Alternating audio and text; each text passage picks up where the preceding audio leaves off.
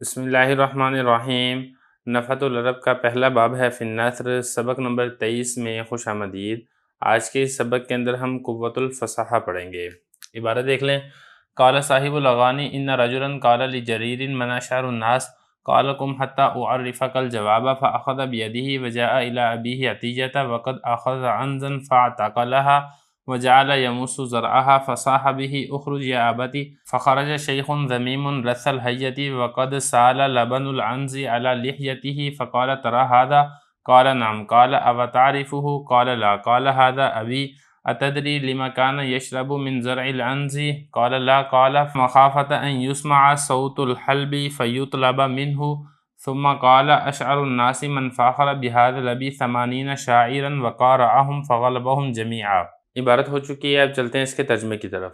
صاحب اغانی نے کہا کہ ایک شخص نے جریر سے کہا لوگوں میں سے سب سے بڑا شاعر کون ہے؟ تو جریر نے کہا کھڑا ہو یہاں تک کہ میں تجھے پہچان کرواؤں تیرے جواب کی۔ اس کا ہاتھ پکڑا اور اس کو اپنے باپ عطیہ کے پاس لے گئے، اور اس کے باپ نے ایک بکری پکڑی ہوئی تھی اور اس کو اپنی ٹانگوں اور رانوں کے درمیان دبایا تھا اور وہ اس کے تھن چوس رہا تھا۔ تو جریر نے چیخ کر آواز دی اخرج یا ابتی، اے ابا جان باہر نکلیں۔ ایک نکلا بد شکل بدحیت بوڑھا، اور اس حال میں کہ بکری کا دودھ اس کی داڑھی پر بہہ رہا تھا۔ فقال، جریر نے کہا کیا تو دیکھ رہا ہے؟ میں نے کہا جی ہاں۔ تو جریر نے پوچھا کیا تو اس کو پہچانتا ہے؟ میں نے کہا نہیں۔ تو جریر نے کہا یہ میرا باپ ہے۔ کیا تجھے معلوم ہے یہ بکری کے تھن سے کیوں پی رہا تھا دودھ؟ میں نے کہا نہیں۔ جریر نے کہا اس ڈر سے کہ دودھ دوہنے کی آواز سنی جائے اور اس سے دودھ طلب کر لیا جائے۔ جریر نے کہا لوگوں میں سے بڑا شاعر وہ ہے جس نے اس باب کے ہوتے ہوئے 80 شاعروں پر فخر کیا اور ان کا مقابلہ کیا اور ان تمام پر غالب آ گیا۔ عبارت ہو چکی ہے، ترجمہ ہو چکا ہے، اب چلتے ہیں اس کی لغوی صرفی تحقیق کی طرف۔ دیکھیں پہلا لفظ ہے قوت۔ باب اس کا آتا ہے سمیع یسمع، قوی یقوی قوتاً، اس کا مطلب ہوتا ہے طاقتور ہونا۔ اس کے بعد اگلا لفظ ہے فصاحت۔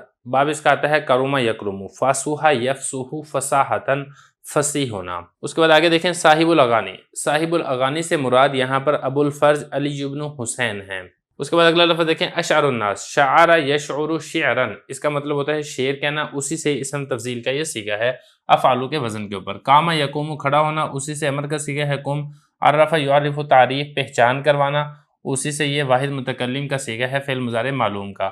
اخذ یاخذ، اس کا مطلب ہوتا ہے پکڑنا، تو یہاں پر بھی یہ پکڑنے کے معنی میں ہی ہے۔ اس کے بعد اگلا لفظ دیکھیں انس۔ انس بکری کو کہتے ہیں، اس کی جمع آتی ہے عنوس۔ اور اس کے بعد اگلا لفظ دیکھیں اعتقل۔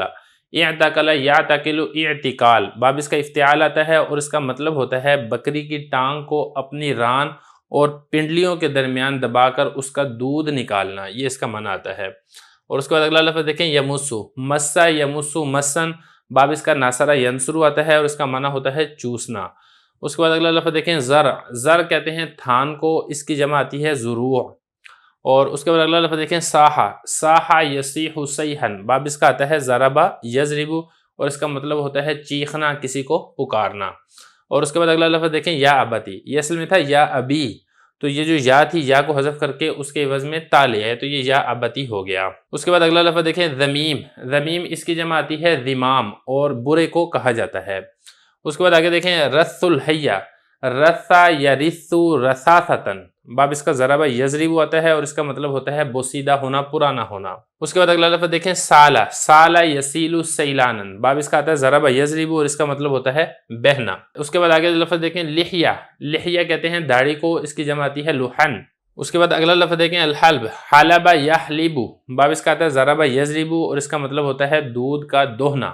آگے لفظ ہے قارعہم۔ قارع یقارع مقارعہ، باب اس کا آتا ہے مفاعلہ اور اس کا مطلب ہوتا ہے قرآن اندازی کرنا، آپس میں تلوار چلانا، مقابلہ کرنا، یہ اس کے معنی آتے ہیں۔ غلب یغلب، غالب آنا، اردو کے اندر بھی اسی غلبے کے معنی کے اندر ہی استعمال ہوتا ہے۔ عبارت ہو چکی ہے، ترجمہ ہو چکا ہے، لغوی صرفی تحقیق ہو چکی ہے، اب چلتے ہیں اس کی تشریح کی طرف۔ تو صاحب اغانی میں آپ کو بتا چکا ہوں ابو الفرج ہیں، یہ انہوں نے ذکر کیا یہ والا واقعہ کہ ایک شخص جریر کے پاس ہے جو بڑا مشہور شاعر تھا، اور اس سے آگے پوچھا کہ لوگوں میں سے بڑا شاعر کون ہے، سب سے بڑا شاعر کون ہے؟ تو جریر نے کیا کہا کھڑا ہو میں تجھے پہچان کرواتا ہوں۔ تو کہتے ہیں کہ اس کا ہاتھ پکڑا اور اس کا ہاتھ پکڑ کے اس کا جو باپ تھا نا جریر کا باپ عطیہ، اس کے پاس لے گیا۔ اب عطیہ کے پاس جب یہ پہنچے ہیں نا، تو عطیہ کی حالت یہ تھی کہ عطیہ نے بکری کو پکڑا ہوا تھا اور اس کو اپنی رانوں اور ٹانگ کے درمیان دبا کے اور اس کا دودھ وہ پی رہا تھا منہ کے ذریعے سے، تھن اس نے منہ پہ لگائے ہوئے تھے اور دودھ چوس رہا تھا۔ یہ کہہ رہے ہیں یہ تکلا اس کو دبایا ہوا تھا اور اس کا وہ دودھ چوس رہا تھا۔ فصاحب اس نے آواز لگائی اخرج یا ابا جان باہر نکلیں، فخرج شیخ ضمیم، تو ایک بد شکل اور خسیس اور کم ترین درجے کا ایک آدمی باہر نکلا۔ اور کس وقت باہر نکلا؟ اس حالت اس کی یہ تھی اس کے باپ کی کہ جو بکری کا جو دودھ تھا اس کی داڑھی کے اوپر بہہ رہا تھا، مطلب اس کو اتنی بھی تمیز نہیں تھی کہ اگر میں دودھ پی رہا ہوں تو میں اپنا آپ بچا کے اپنا چہرہ بچا لوں، ایسا بھی کچھ نہیں تھا۔ تو پھر اس نے جریر نے کہا کہ تو اس بندے کو دیکھ رہا ہے اس کو؟ تو اس نے کہا جی ہاں میں دیکھ رہا ہوں۔ تو پھر جریر نے پوچھا کہ آپ اس بندے کو جانتے ہیں، یعنی میرے والد لحیہ کو جانتے ہیں؟ اس نے کہا میں نہیں جانتا۔ اس نے کہا یہ میرا باپ ہے، کیا تجھے معلوم ہے کہ یہ جو بکری کے تھن سے براہ راست دودھ کیوں پی رہا تھا، برتن سے کیوں نہیں نکال رہا تھا؟ اس نے کہا مجھے نہیں پتا۔ اس نے کہا یہ اس وجہ سے یہ برتن میں دودھ نہیں دو رہا تھا کہ اس کو یہ ڈر تھا کہ اب آپ کو معلوم ہے نا کہ برتن میں جب دودھ نکالتے ہیں تو اس کی ایک آواز آتی ہے جب برتن سے اس کی وہ دھار ٹکراتی ہے۔ تو اس نے جریر نے کہا کہ یہ برتن میں اس لیے دودھ نہیں نکال رہا تھا کہ اس کو یہ ڈر تھا کہ دودھ کی آواز سنی نہ جائے، کوئی دودھ کی آواز سن کے دودھ نہ مانگ لے۔ تو اتنا بخیل آدمی تھا کہ اس کو اس ڈر کی وجہ سے کہ کوئی میرے سے دودھ نہ مانگ لے، وہ ڈائریکٹ ہی تھن منہ کو لگا کے وہ دودھ چوس رہا تھا۔ تو مطلب کہنے کا یہ تھا کہ اس کے باپ جو تھا نا، کوئی بہت اچھی شکل و صورت کے اندر کوئی بہت اچھی صفات کا یہ مالک نہیں تھا، نہ اس کو کھانے پینے کا پتہ تھا، نہ ہی اس کی کوئی شکل و صورت ٹھیک تھی، اور لالچ اس کے اندر انتہا درجے کی تھی۔ خلاصہ یہ تھا کہ خسیس اور گھٹیا ترین شخص تھا اس جریر کا والد عطیہ۔ لیکن پھر آگے جریر نے جو بات کی نا وہ ذرا سمجھے۔ جریر کہتا ہے کہ دیکھو لوگوں میں سے بڑا شاعر وہ ہے کہ جو ایسے گھٹیا اور کم ترین باپ کے ہوتے ہوئے بھی اس نے اس کی ایسی صفات بیان کی ہیں اپنے اشعار کے ذریعے سے کہ 80 شعراء سے مقابلہ کیا اور سب پر غالب آ گیا۔ تو جریر بتانا ہی جا رہا تھا کہ میں سب سے بڑا شاعر ہوں ایسے خسیس اور کم ترین باپ کے ہوتے ہوئے، جس کے اندر اتنی بری صفات پائی جاتی ہیں، میں نے اس کی اتنی خوبیاں بنا کر پیش کی ہیں کہ میں اپنے اشعار میں لوگوں سے غالب آ گیا۔ تو خلاصہ کلام یہ کہ میں سب سے بڑا شاعر ہوں۔ بسم اللہ الرحمن الرحیم۔ نفحۃ العرب کا الباب الاول ہے فی النثر، سبق نمبر 24 میں خوش آمدید۔ آج کے سبق کے اندر ہم قوت الحفظ پڑھیں گے۔ عبارت دیکھ لیں۔ روی عن ابن المدینی انہ سأل اعرابی علی باب قتادۃ وہو تابعی جلیل یقال ولد اکمہ قد اتفقوا علی انہ احفظ اصحاب الحسن البصری وانصرف ففقدوا قدحا فحج قتادۃ بعد 10 سنین فوقف اعرابی فسألهم فسمع قتادۃ کلامہ فقال صاحب القدح ھذا فسألوہ فأقر به۔ عبارت ہو چکی ہے، اس کا ترجمہ دیکھ لیں۔ ابن مدینی سے روایت کیا گیا ہے کہ ایک دیہاتی نے سوال کیا حضرت قتادہ کے دروازے پر، اور یہ جلیل القدر تابعی تھے۔ کہا جاتا ہے کہ یہ مادر زاد نابینا پیدا ہوئے تھے، اور اس بات پر علماء کا اتفاق ہے کہ حسن بصری کے تلامذہ میں سے یہ سب سے زیادہ یادداشت والے تھے۔ وہ دیہاتی چلا گیا اور انہوں لوگوں نے ایک پیالے کو گم پایا۔ حضرت قتادہ نے 10 سال بعد حج کیا۔ ایک دیہاتی کھڑا ہوا لوگوں سے سوال کرنے لگا۔ حضرت قتادہ نے اس کے کلام کو سنا تو فرمایا پیالے والا یہی ہے۔ لوگوں نے اس سے سوال کیا تو اس نے اس بات کا اقرار کر لیا۔ عبارت اور ترجمہ ہو چکا ہے، اب چلتے ہیں اس کی لغوی صرفی تحقیق کی طرف۔ قوت یہ گزشتہ سبق کے اندر آ چکا ہے۔ اگلا لفظ ہے حفظ۔ حافظ یحفظ حفظاً، باب اس کا آتا ہے سامع یسمع، اور اس کا مطلب ہوتا ہے یاد کرنا۔ اور اس کے بعد اگلا لفظ دیکھیں تابعیٌ۔ دیکھیں تابعی یہ واحد ہے اور اس کی جمع آتی ہے تابعیون۔ تابعی اس کو کہا جاتا ہے جس نے حالت ایمان میں کسی صحابی سے ملاقات کی ہو اور ایمان کی حالت میں ہی اس کا انتقال ہوا ہو۔ اور اس کے بعد اگلا لفظ دیکھیں اکمہ۔ کمی ہے یکمہ کمہن، باب اس کا آتا ہے سمیع یسمع، اور اس کا مطلب ہوتا ہے مادر زاد نابینا، یعنی پیدائشی نابینا ہونا۔ اتفاق یتفق اتفاق، باب اس کا افتعال ہے، اردو کے اندر بھی اسی اتفاق کے معنی میں استعمال ہوتا ہے۔ انصرف ینصرف انصراف، اس کا مطلب ہوتا ہے پھر جانا، چلے جانا۔ فقد یفقد فقدن، باب اس کا آتا ہے ضرب یضرب، گم پانا، کوئی چیز گم ہو جانا، یہ اس کے معنی آتے ہیں۔ حج یحج حجن، حج کرنا۔ وقف یقف ٹھہرنا، اور اقر یقر اقرار، باب اس کا افعال آتا ہے اور اس کا مطلب ہوتا ہے اقرار کر لینا، مان لینا، تسلیم کر لینا۔ لغوی صرفی تحقیق ہو چکی ہے، اب چلتے ہیں اس کی تشریح کی طرف۔ دیکھیں جو واقعہ ہے اس میں ایک بڑے جلیل القدر تابعی ہیں حضرت قتادہ، جو کہ حضرت حسن بصری رحمہ اللہ تعالیٰ کے شاگردوں میں سے شمار ہوتے تھے، اور ان کے بارے میں یہ مشہور تھا کہ ان کی جو یادداشت تھی وہ حضرت حسن بصری کے جو شاگرد تھے ان میں سب سے زیادہ تھی۔ تو ان کا ایک بڑا عجیب و غریب واقعہ ذکر کیا گیا ہے، وہ یہ ہے، ابن مدینی نے روایت کیا ہے کہ ایک دیہاتی آیا ان کے دروازے پر اور آ کے سوال کیا، جیسے مانگنے والے آ جاتے ہیں نا، تو اس نے بھی آ کے سوال کیا۔ تو ان کے بارے میں یہ بھی کہا جاتا ہے حضرت قتادہ رضی اللہ عنہ کے بارے میں کہ یہ پیدائشی مادرزاد نابینا پیدا ہوئے تھے، جس وقت پیدا ہوئے تھے تو یہ اندھے تھے، ان کو نظر نہیں آتا تھا۔ اور اس پر بھی علماء کے اتفاق ہے کہ حسن بصری کے اصحاب، ان کے ساتھیوں میں سے، مطلب ان کے شاگردوں میں سے سب سے زیادہ حافظے والے، سب سے زیادہ یادداشت والے یہی حضرت قتادہ تھے۔ تو بہرحال وہ آیا، اس نے آ کے سوال کیا، تو پھر وہ جب چلا گیا ہے دیہاتی، تو پھر پتہ چلا کہ ایک پیالہ چوری ہو چکا ہے، پیالہ گم پایا لوگوں نے، مطلب یہ کہ اس دیہاتی نے چوری کر لیا تھا۔ پھر بعد میں حضرت قتادہ رضی اللہ عنہ 10 سال بعد حج کے لیے گئے ہیں، تو وہاں پر دوبارہ ایک دیہاتی نے آ کر سوال کیا۔ تو جب حضرت قتادہ نے اس کا کلام سنا، اس کی آواز سنی، تو ان کو فوراً پتہ چل گیا کہ یہ وہی والی آواز ہے جو کہ 10 سال پہلے جس نے میرے دروازے پر آ کے سوال کیا تھا۔ تو حضرت قتادہ نے فرمایا کہ یہ وہی ہے چور ہے جس نے پیالہ چرایا تھا۔ تو آواز سے پہچان لیا۔ جب لوگوں نے اس کو پکڑا اور پھر اس سے پوچھا، تو اس نے پھر اس بات کو تسلیم کیا کہ واقعی میں نے ہی 10 سال پہلے وہ پیالہ چوری کیا تھا۔ تو اس سے معلوم ہوتا ہے کہ ان کی یادداشت اور ان کا حافظہ اتنا زیادہ تیز تھا کہ 10 سال بعد بھی جو ایک مرتبہ آواز سنی تھی اس کو بھولے نہیں، فوراً اس کو پہچان لیا۔ یہ بتا رہے ہیں کہ حضرت قتادہ نے جب ان کا کلام سنا تو فرمایا کہ پیالے والا یہی والا ہے۔ فسالوہ، لوگوں نے اس سے سوال کیا، اقر بہ، اس نے پھر اس بات کا اقرار کر لیا۔ بسم اللہ الرحمن الرحیم۔ نفحۃ العرب کا پہلا باب ہے فی النثر، سبق نمبر 25 میں خوش آمدید۔ آج کے سبق کے اندر ہم ذکاوۃ ایاسن پڑھیں گے۔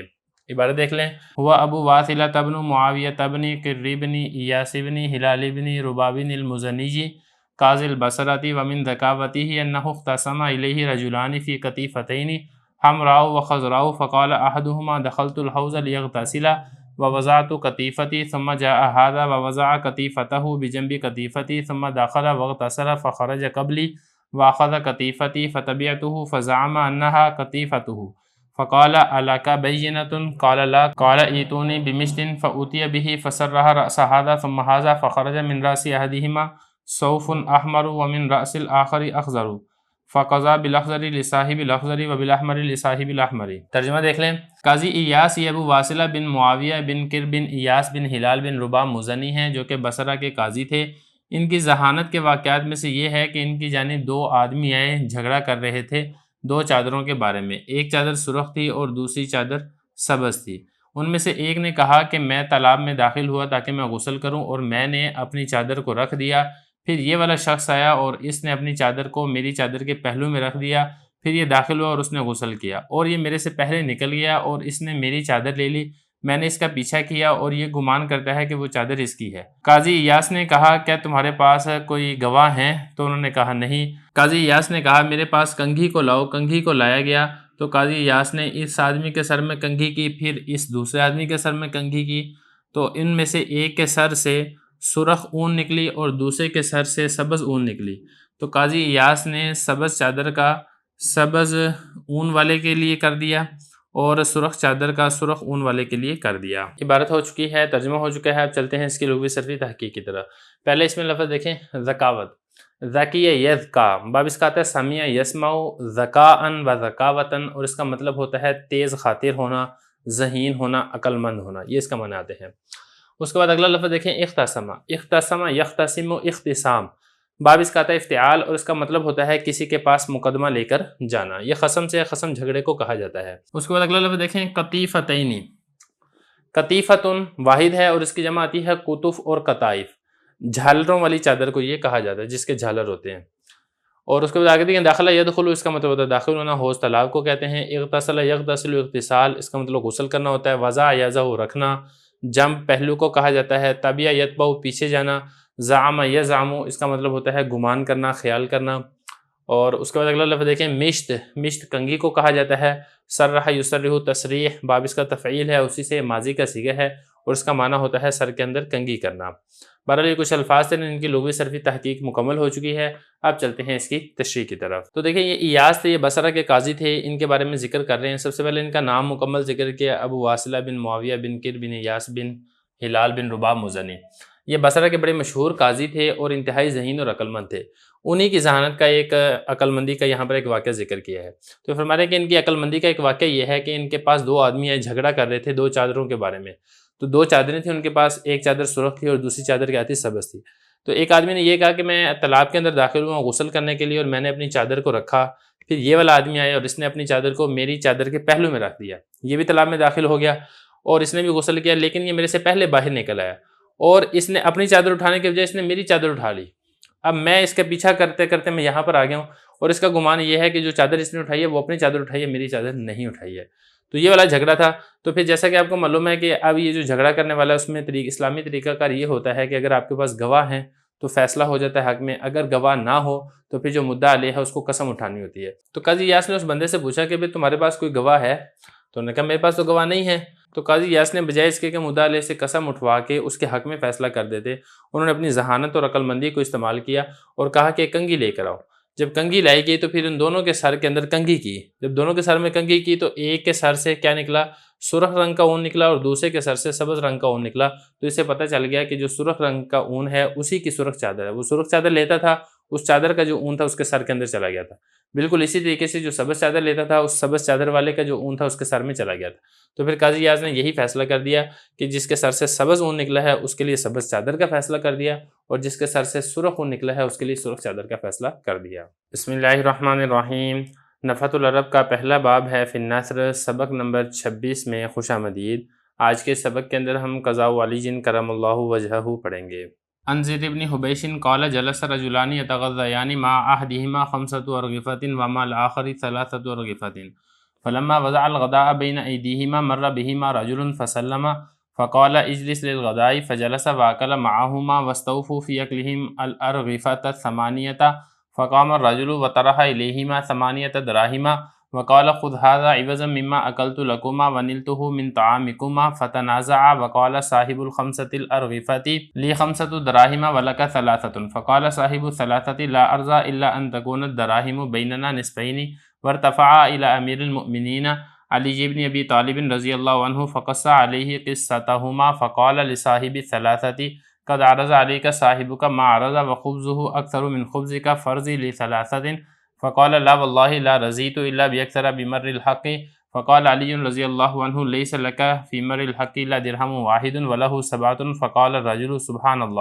سبحان اللہ یا امیر المؤمنین هو یعرض علی 3 فلم ارضى واشرت علی بیاخذها فلم ارضى وتقول لی الان انه لا یجب فی مر الحق الا درہم واحد فقال له علی عرض علیک 3 صلحا فقلت لم ارضى الا بمر الحق ولا یجب لک بمر الحق الا واحد فقال الرجل فعرفني بالوجه في مر الحق حتى أقبله فقال علي رضي الله عنه أليس ل8 الأرغفة 24 ثلثا أكلتموها وأنتم 3 أنفس ولا يعلم الأكثر منكم أكلا ولا الأقل فتحملون في أكلكم على السواء قال بلى قال فأكلت أنت 8 أثلاث وإنما لك 9 أثلاث وأكل صاحبك 8 أثلاث وله 15 ثلثا اکل منها 8 وبقی له 7 اکلها صاحب الدراہم واکل لک واحدا من 9 فلک واحد بواحدک وله 7 ب7 فقال الرجل رضیت الان۔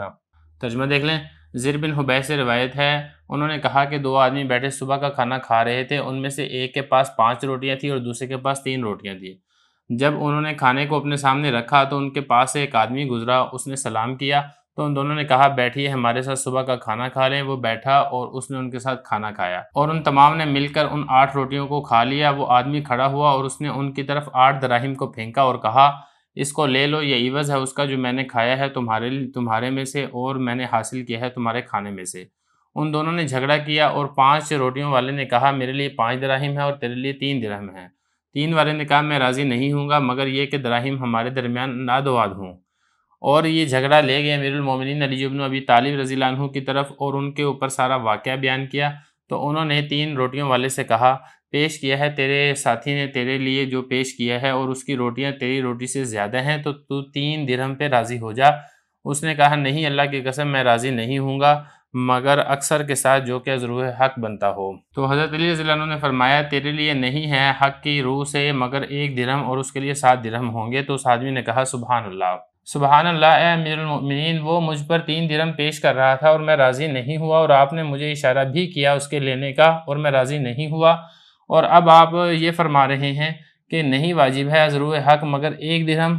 تو حضرت علی رضی اللہ عنہ نے ان سے فرمایا کہ تجھ پر 3 درہم پیش کیے تھے اس نے صلح کے طور پر، اور تو نے کہا میں راضی نہیں ہوں مگر ازروع حق، اور ازروع حق واجب نہیں ہے تیرے لیے مگر 1 درہم۔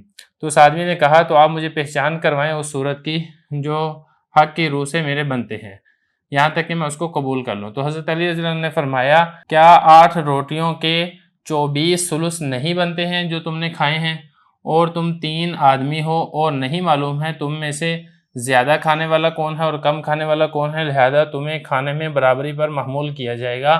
تو اس نے کہا کیوں نہیں؟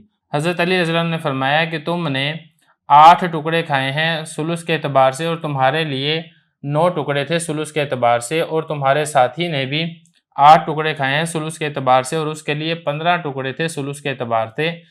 اس نے کھائے ہیں اس میں سے 8 ٹکڑے، اور باقی بچ کے اس کے لیے 60 ٹکڑے، جس کو کھایا ہے دراہیم والے نے، اور اس نے کھایا ہے تمہارے حصے میں سے 1، تمہارے 9 ٹکڑوں میں سے، تو تمہارے لیے 1 درہم ہوگا تمہارے 1 ٹکڑے کے بدلے میں، اور اس کے لیے 7 درہم ہوں گے 60 ٹکڑوں کے بدلے میں۔ تو آدمی نے کہا میں اب راضی ہوں۔ عبارت ہو چکی ہے، ترجمہ ہو چکا ہے، اب چلتے ہیں اس کی لغوی صرفی تحقیق کی طرف۔ پہلا لفظ دیکھیں یتغذی، یعنی تغذی یتغذی تغذین، باب اس کا آتا ہے تفاعل، اور اس کا مطلب ہوتا ہے صبح کا کھانا کھانا۔ اور اس کے بعد اگلا لفظ دیکھیں ارغفہ، ارغفہ یہ جمع ہے رغیف کی، چپاتی اور روٹی کو کہا جاتا ہے۔ اور اس کے بعد آگے دیکھیں غدا، یہ صبح کے کھانے کو کہا جاتا ہے۔ ایدی، یہ ید کی جمع ہے، ہاتھوں کو کہا جاتا ہے۔ مرہ یمر مروراً، اس کا مطلب ہوتا ہے گزرنا، اسی سے یہ واحد مذکر غائب فعل ماضی معلوم کا صیغہ ہے۔ سلم یسلم، اس کا مطلب ہوتا ہے سلام کرنا۔ قال یقول، اس کا مطلب ہوتا ہے کہنا، یہ تثنیہ مذکر غائب فعل ماضی معلوم کا صیغہ ہے۔ جلس یجلس سے یہ اجلس ہے، امر کا صیغہ ہے۔ اس کے بعد اگلا لفظ دیکھیں استوفو، یہ استیفاء سے یہ جمع مذکر غائب فعل ماضی معلوم کا صیغہ ہے، اور اس کا مطلب ہوتا ہے پورا پورا وصول کر لینا یا مل کر کوئی کام مکمل کرنا۔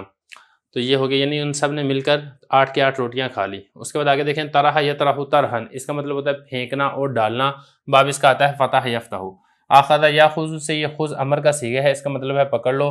نال ینالو سے یہ نلتو واحد متکلم کا صیغہ ہے، اس کا مطلب ہے حاصل کرنا، یعنی جو میں نے حاصل کیا ہے۔ تنازع یتنازع تنازعا، باب اس کا تفاعل ہے، اور اس کا مطلب ہوتا ہے جھگڑا کرنا۔ اور اس کے بعد آگے دیکھیں لا ارزا، رضی یرزا، باب اس کا آتا ہے سمیع یسمع، اسی سے یہ ہے ارزا، واحد متکلم فعل مضارع معلوم کا صیغہ ہے، ارزیو سے ارزا ہو گیا ہے۔ اور اس کے بعد آگے دیکھیں ارتفاع یرتفع، ارتفاع اٹھانا بلند کرنا، اور جب اس کا صلہ الی آ رہا ہے تو اس کا مطلب ہے کہ جھگڑا لے کر کسی کے پاس جانا۔ اور اس کے بعد آگے دیکھیں قصہ یقصو، اس کا مطلب ہوتا ہے واقعہ بیان کرنا، قصہ بیان کرنا، اسی سے یہ تثنیہ مذکر غائب فعل ماضی معلوم کا صیغہ ہے۔ اس کے بعد آگے دیکھیں قد عرض علیک، عرض یعرض، اس کا مطلب ہوتا ہے پیش کرنا، واحد مذکر غائب فعل ماضی معلوم کا صیغہ ہے۔ فرضا، راضی یرضا سے یہ ارضا امر کا صیغہ ہے، واحد مذکر مخاطب فعل امر حاضر معلوم کا، یعنی تو راضی ہو جا۔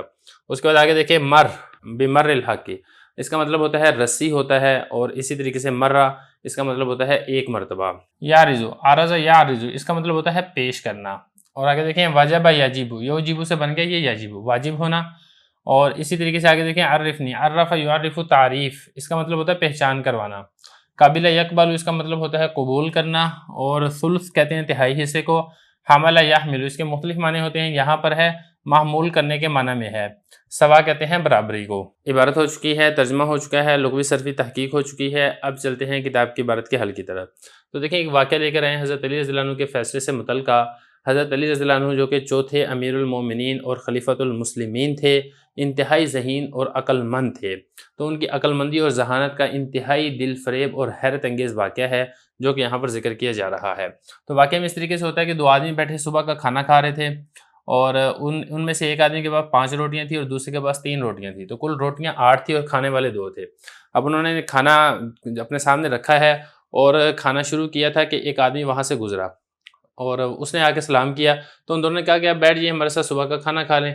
وہ بیٹھ گیا اور اس نے کھانا کھانا شروع کیا، پھر ان سب نے مل کر یہ جو 8 روٹیاں تھیں یہ ختم کر لیں۔ 5 روٹیاں ایک بندے کی تھی، 3 روٹیاں ایک بندے کی تھی، اور تیسرا آدمی آیا تھا جس کی کوئی روٹی نہیں تھی۔ پھر وہ جو اجنبی جو آیا تھا، پھر وہ کھڑا ہوا کھانے کے بعد، اور اس نے ان کے طرف 8 درہم پھینکے اور کہا خود ھذا عوض مما اکلت لکما، یہ 8 درہم رکھ لو، جو میں نے تمہارے کھانا کھایا یہ اس کا عوض ہے، اور جو میں نے تمہارے کھانے میں سے حاصل کیا ہے یہ اس کا عوض ہے۔ اب 8 درہم دے کے چلا گیا، بعد میں ان میں جھگڑا ہو گیا۔ جو 5 درہم والا 5 روٹیوں والا تھا اس نے کہا کہ میں 5 درہم لوں گا کیونکہ میری 5 روٹیاں تھیں، اور تو 3 درہم لے کیونکہ تیری 3 روٹیاں تھیں۔ لیکن 3 درہم والا کہتا ہے کہ نہیں بھائی میں تو اس پہ راضی نہیں ہوں گا، مجھے تو آدھو آدھ چاہیے، درہم ہمارے درمیان آدھے آدھے ہوں گے، مطلب 4 درہم تم لو 4 درہم میں لوں گا۔ تو یہ کہہ رہے ہیں کہ اس نے کہا کہ میں راضی نہیں ہوا یہاں تک کہ درہم ہمارے درمیان آدھو آدھ ہوں گے، ورتفا، اور یہ جھگڑا لے کر چلے گئے امیر المومنین علی بن ابی طالب رضی اللہ عنہ کے پاس اور ان کو سارا واقعہ بیان کیا۔ تو جب حضرت علی رضی اللہ عنہ نے سارا واقعہ سن لیا تو پھر فرمایا 3 روٹیوں والے کو، بھئی تیرے ساتھی نے تیرے اوپر پیش کیا ہے جو پیش کیا ہے، مطلب یہ کہ تیرے ساتھی نے تیرے اوپر 3 درہم کو پیش کیا کہ تو وصول کر لے، قبول کر لے، حالانکہ جو اس کی روٹیاں ہیں وہ تیری روٹیوں سے زیادہ ہیں، اس کی 5 روٹیاں، بھئی تمہاری 3 روٹیاں، اب وہ 5 روٹیوں والا اگر تمہیں 3 درہم دے رہا ہے تو تم 3 درہم وصول کر لو، قبول کر لو، تمہارے روٹیاں بھی تو کم تھی۔ اور تو یہ حضرت علی نے فرمایا فرض علی ثلاثہ، تو راضی ہو جا 3 درہم کے اوپر۔ تو اس نے کہا لا واللہ، میں راضی نہیں ہوتا، اللہ کی قسم میں راضی نہیں ہوں گا، مگر یہ کہ اس سے زیادہ کے ساتھ جو کہ ضرور حق میرا حصہ بنتا ہو۔ تو اس کا گمان یہ تھا کہ بھئی جب اس کھانے والے ہم سب مل کے کھا رہے تھے تو اس نے ہمیں جب دیے ہیں درہم تو ہمارے درمیان آدھو آدھ ہوں گے۔ وہ کہتا ہے کہ بھئی ازرو حق میرا تو حصہ آدھا بنتا ہے، میں تو اس سے کم پہ راضی نہیں ہوں گا۔ تو حضرت علی رضی اللہ عنہ نے فرمایا کہ بھئی حق کے طریقے سے یا ازرو حق تمہارا صرف 1 درہم بنتا ہے اور جو 5 روٹیوں والا ہے اس کے 7 درہم بنتے ہیں۔ تو وہ کہتا ہے سبحان اللہ، یہ آپ کیسی بات کر رہے ہیں، وہ تو مجھے 3 درہم دے رہا ہے میں راضی نہیں ہو رہا اور آپ مجھے کہہ رہے ہیں کہ تم 1 درہم کے اوپر راضی ہو جاؤ۔ آدمی کہتا ہے امیر المومنین وہ جو میرا دوسرا ساتھی ہے وہ تو مجھے 3 درہم دے رہا تھا میں راضی نہیں ہوا، اور آپ نے مجھے اشارہ بھی کیا کہ میں 3 درہم لے لوں، میں پھر بھی راضی نہیں ہوا، اور آپ اب مجھے یہ کہہ رہے ہیں کہ ازرو حق کا صرف 1 درہم ہی واجب ہوتا ہے۔ تو مطلب اس آدمی کا ذہن یہ تھا کہ ازرو حق اگر انصاف کیا جائے تو میرے 3 درہم نہیں بنیں گے بلکہ میرے 4 درہم بنیں گے۔ تو حضرت علی نے اشارہ بھی ہے کہ تم 3 درہم لے لو، لیکن وہ راضی نہیں ہوا، وہ سمجھ رہا تھا کہ جب انصاف ہوگا تو میرے 4 درہم نکلیں گے، لیکن حضرت علی نے فرمایا کہ ازرو انصاف ازرو حق تو تمہارا 1 درہم بنتا ہے، تو اس کو تعجب ہوا۔ تو حضرت علی نے بھی یہ فرمایا کہ دیکھو تمہارے اوپر جو 3 درہم پیش کیے گئے تھے وہ تو ضرور صلح کے پیش کیے گئے تھے، اور آپ کہتے ہو کہ میں راضی نہیں ہوں مگر جو ازرو حق میرا حصہ بنتا ہے میں وہ لوں گا، تو حق کے اعتبار سے جو آپ کا حصہ بنتا ہے وہ تو صرف 1 درہم ہی بنتا ہے۔ تو اس آدمی نے کہا کہ آپ مجھے پہچان کروائیں کہ کس طریقے سے ازرو حق میرا 1 حصہ بنتا ہے، آپ مجھے بتا دیں، میں اس کو قبول کر لوں گا، میں 1 درہم کے اوپر راضی ہوں، لیکن بغیر سمجھے میں 1 درہم لینے پر راضی نہیں ہوں گا۔ پھر حضرت علی رضی اللہ عنہ نے سمجھایا اس کو کہ دیکھیں تمہارا 1 حصہ کس طریقے سے بنتا ہے۔ تو پہلے وہ آپ سمجھ لیں کیلکولیشن کس طریقے سے کی گئی تھی، اس کے بعد پھر انشاءاللہ جب کتاب کی عبارت حل کریں گے تو بڑی آسانی سے حل ہو جائے گی۔ اب ذرا کیلکولیشن دیکھ لیں، بندے 3 ہیں روٹیاں کھانے والے، اور روٹیاں ایک بندے کی 5 ہیں اور ایک بندے کی 3 ہیں، کل روٹیاں کتنی 8 ہیں۔ اب یہاں پہ دیکھیں جو 8 ہے نا یہ 3 کے اوپر برابر تقسیم نہیں ہوتا ہے، تو اب اس کو یہ جو 8 ہے نا اس کو آپ 2 ٹکڑوں میں تقسیم کریں۔ جب 8 روٹیوں کے 2 ٹکڑے بنائیں گے تو یہ بن جائیں گے 16 ٹکڑے۔ اب دیکھیں یہ جو 16 ہے نا 16 بھی 3 پر تقسیم نہیں ہوتا، یا تو 15 ہوگا یا 18 ہوگا، تو لہذا 2 ٹکڑوں میں تقسیم کرنے سے بات نہیں بنتی، لہذا یہ جو 8 روٹیاں آپ اس کو 3 ٹکڑوں میں تقسیم کریں۔ جب آپ نے 8 روٹیوں کو 3 ٹکڑوں میں تقسیم کیا تو آپ کو کل ٹکڑے حاصل ہوں گے 24۔ اب دیکھیں 24 ہے وہ 3 پر آرام سے تقسیم ہو رہا ہے کہ 8 ٹکڑے تینوں بندوں نے کھا لیے۔ تو یہ حضرت علی رضی اللہ عنہ سے فرمایا کہ دیکھو روٹیاں 8 تھیں اور یہ نہیں پتا کہ کس نے کم کھائی ہیں کس نے زیادہ کھائی ہیں، لہذا ظاہر ہے کہ سب کو برابر پر ہی محمول کیا جائے گا کہ تینوں بندوں نے برابر روٹیاں کھائی ہیں۔ تو جب سب کو برابر پر محمول کیا جائے گا تو ہم یہ کہیں گے کہ دیکھو جو 24 ٹکڑے تھے اس 24 ٹکڑوں میں سے ہر ایک نے 8 ٹکڑے کھائے ہیں، اس طریقے سے تینوں نے۔ تو یہ اس طریقے سے جو 24 ٹکڑے ہیں وہ 8 روٹیوں میں تقسیم ہوں گے کہ ہر روٹی کے آپ نے 3 ٹکڑے کرنے ہیں اور پھر ہر ایک نے 8 ٹکڑے کھائے ہیں۔ اب اگلی بات یہاں پر یہ سمجھنی ہے کہ جو 24 ٹکڑے ہیں ان 24 ٹکڑوں میں سے 5 روٹیوں والے کے کتنے ٹکڑے ہیں اور 3 روٹیوں والے کے کتنے ٹکڑے ہیں۔ دیکھیں جب ہم نے ایک روٹی کے 3 ٹکڑے بنائے تھے تو 5 کو آپ ضرب دیں 3 سے تو یہ کل بنیں گے 15 حصے یا 15 ٹکڑے، اور جو 3 روٹیوں والا تھا تو چونکہ ایک روٹی کے 3 ٹکڑے ہیں تو 3 روٹیوں کے کل بنیں گے 9 ٹکڑے۔ خلاصہ یہ نکلے گا کہ کل 24 ٹکڑے تھے، ان 24 ٹکڑوں میں سے جو 15 ٹکڑے ہیں وہ ہیں 5 روٹیوں والے کے، اور جو 9 ٹکڑے ہیں وہ ہیں 3 روٹیوں والے کے۔ اب آپ نے یہاں پر یہ سمجھنا ہے کہ 15 ٹکڑے تو تھے 5 روٹیوں والے کے اور اس نے کھائے کتنے ہیں 8 ٹکڑے، کیونکہ تینوں نے 8 کھائے ہیں نا، تو 15 ٹکڑوں والوں نے بھی 8 کھائے ہیں، تو 15 ٹکڑے والے کے پیچھے بچے 7 ٹکڑے۔ اب یہ دیکھیں جو 3 روٹیوں والا تھا اس کے کل بنتے تھے 9 ٹکڑے، اس نے بھی کتنے کھائے ہیں 8 ٹکڑے، तो उसने अपने 9 में से 8 टुकड़े खा लिए, तो पीछे कितना बचा? 1 टुकड़ा। 7 टुकड़े बचे किसके? 5 रोटियों वाले के। 1 टुकड़ा बचा किसका? 3 रोटियों वाले का। अब ये जो 8 टुकड़े हैं ये खाए हैं किसने? इस दिरहम वाले ने। और दिरहम वाले ने कुल दिरहम कितने दिए? 8 दिए हैं, लिहाजा हर टुकड़े के बदले में 1 दिरहम आ जाएगा। तो इसने चूंकि इसके 7 टुकड़े खाए हैं तो इसको 7 दिरहम मिलेंगे, और इसका 1 टुकड़ा खाया लिहाजा इसको 1 दिरहम मिलेगा। ये हजरत अली रज़ियल्लाहु अन्हु की तकसीम थी। अब जरा इबारत देखें। हजरत अली रज़ियल्लाहु अन्हु ने फरमाया कि देखो भाई, जो 8 रोटियां हैं उसकी सुलुस के एतबार से 24 हिस्से नहीं बनते? पूछा उससे ना, ये इस्तिफाम है लेकिन बात को पक्का करने के लिए। बिल्कुल 24 हिस्से ही बनते हैं, क्योंकि बराबर तो तकसीम हो नहीं रहे। 8 को अगर आप 2 हिस्सों में तकसीम करते हैं 16 बन जाएंगे, तब भी तकसीम नहीं होंगे। लिहाजा सुलुस के एतबार से जब आप 3 हिस्सों में तकसीम करेंगे तो कुल 24 हिस्से बनेंगे, जो तुम सब ने खाए हैं। और तुम बंदे कितने हो? 3 हो। और ये मालूम नहीं है कि तुम में से खाने के एतबार से ज्यादा कौन है और कम कौन है, लिहाजा तुम सबको खाने में बराबरी पर महमूल किया जाएगा कि सबने बराबर ही खाया। तो उसने कहा जी बिल्कुल ऐसे ही है। तो फिर हजरत अली रज़ियल्लाहु अन्हु ने फरमाया कि देखो, तुमने सुलुस के एतबार से जो तुम्हारे 9 हिस्से बनते थे, तुमने उस 9 टुकड़ों में से कितने टुकड़े खाए हैं? 8 टुकड़े खाए हैं। वही नमा लगा तिस्ता तो असलासिन। और तुम्हारे सुलुस के एतबार से कुल कितने हिस्से बनते थे? 9 हिस्से बनते थे। ये मैं आपको बता चुका हूँ यहाँ पे। वाकला साहिबु का, और जो तुम्हारा साथी है जिसकी 5 रोटियां थी, उसने सुलुस के एतबार से कुल 8 टुकड़े खाए हैं, और उसके कुल टुकड़े कितने बनते थे? 15 बनते थे। तो उसमें से उसने 8 खा लिए, तो पीछे कितने बचे? 7। ये जो 7 हैं ये दिरहम वाले ने खाए हैं उस 15 टुकड़े वाले में से, और जो तुम्हारा 1 टुकड़ा बचा था 9 में से वो खाया दिरहम वाले ने। तो लिहाजा तुम्हें 1 टुकड़े के बदले में 1 दिरहम मिलेगा। फला का वाहिद, 1 दिरहम मिलेगा तुम्हें, विवाहिदीगा तुम्हारे 1 टुकड़े के बदले में, और उसको 7 दिरहम मिलेंगे 7 टुकड़ों के बदले में। तो वो आदमी कहते हैं रजी तो लाना, मैं अब राजी हूँ। आपने बात बिल्कुल ठीक ही है। तो ये जो एक बड़ी अजीब व गरीब हकायत है, और हजरत अली रज़ियल्लाहु अन्हु की जहानत और फरासत के ऊपर बेहतरीन किस्म से ये दलालत कर रही है। बिस्मिल्लाहिर्रहमानिर्रहीम। नफ़हतुल अरब का पहला बाब है फिन्नत्र, सबक नंबर 27 में खुश आमदीद। आज के सबक के अंदर हम अदमुल कनाअत के बारे में पढ़ेंगे। इबारत देख लें। हुकी अन्ना बाज़ुल अरिकाई काना इंदा मालिकिन याकुलुल खासा व युतिमुहुल खुशकारा फ़अनिफ़र रक़ीक़ु मिन ज़ालिका फ़तलबल बैअ फ़बाअहु व शराहु मन याकुलुल खुशकारा व युतिमुहुन नुखालता फ़तलबल बैअ फ़बाअहु व शराहु मन ला याकुलु शैअन व हलक रअसहु व काना फ़िल लैलि युजलिसुहु व यज़अु सिराजा अला रअसिही बदलन मिनल मनारति फ़अक़ाम इंदहु वलम यतलुबिल बैअ फ़क़ाल अन्नख़ासु लिअय्यि शैइन रज़ीत बिहाज़िहिल हालति इंद हाज़ल मालिकि फ़ी हाज़िहिल मुद्दा फ़क़ाल अख़ाफ़ु अन यश्तरियनी फ़ी हाज़िहिल मर्रति मन यज़अुल फ़तीलत फ़ी ऐनी इवज़न अनिस सिराजी। तर्जुमा देख लें। गुलामों में से गुलाम की हिकायत नकल की गई है कि वो एक मालिक के पास था जो खुद तो खालिस मैदा खाता था और इसको बेछिना हुआ आटा खिलाता था। गुलाम को ये वाली बात नापसंद आई और उसने फ़रोख्त का मुतालबा किया। आका ने उसको बेच दिया और उसको ख़रीदा ऐसे शख्स ने जो खुद तो बेछिना आटा खाता था और इसको भूसा खिलाता था। गुलाम ने दोबारा फ़रोख्त करने का मुतालबा किया, उसने उसको बेच दिया और उसको ख़रीदा उस शख्स ने जो खुद कुछ नहीं खाता था, और उसने इस गुलाम का सर मुंडवा दिया और रात में इसको बिठाता था और चिराग को इसके सर पर रखता था मनारे के बदले में। गुलाम इस आका के पास ठहरा रहा और दोबारा फ़रोख्त करने का मुतालबा नहीं किया। तो गुलाम के बेचने वाले शख्स ने इससे कहा, किस चीज़ ने तुझे राज़ी कर दिया इस हालत पर इस मालिक के पास इस मुद्दत में? तो गुलाम ने यह कहा कि मुझे डर है कि अब की मरतबा मुझे वो शख्स ख़रीद ले जो बत्ती को रखे मेरी आँखों में चिराग के बदले में। इबारत हो चुकी है, तर्जुमा हो चुका है। अब चलते हैं लुग़वी सरफ़ी तहक़ीक़ की तरफ। पहला लफ्ज़ है अल-क़नाअ। बाब इसका आता है सामिया यसमउ कानिअ यक़नअु क़नाअतन। क़नाअत कहते हैं थोड़ी चीज़ पर राज़ी हो जाने को। उसके बाद अगला लफ्ज़ देखें अरिका। अरिका ये रकीक की जमा है और ये ग़ुलाम को कहा जाता है।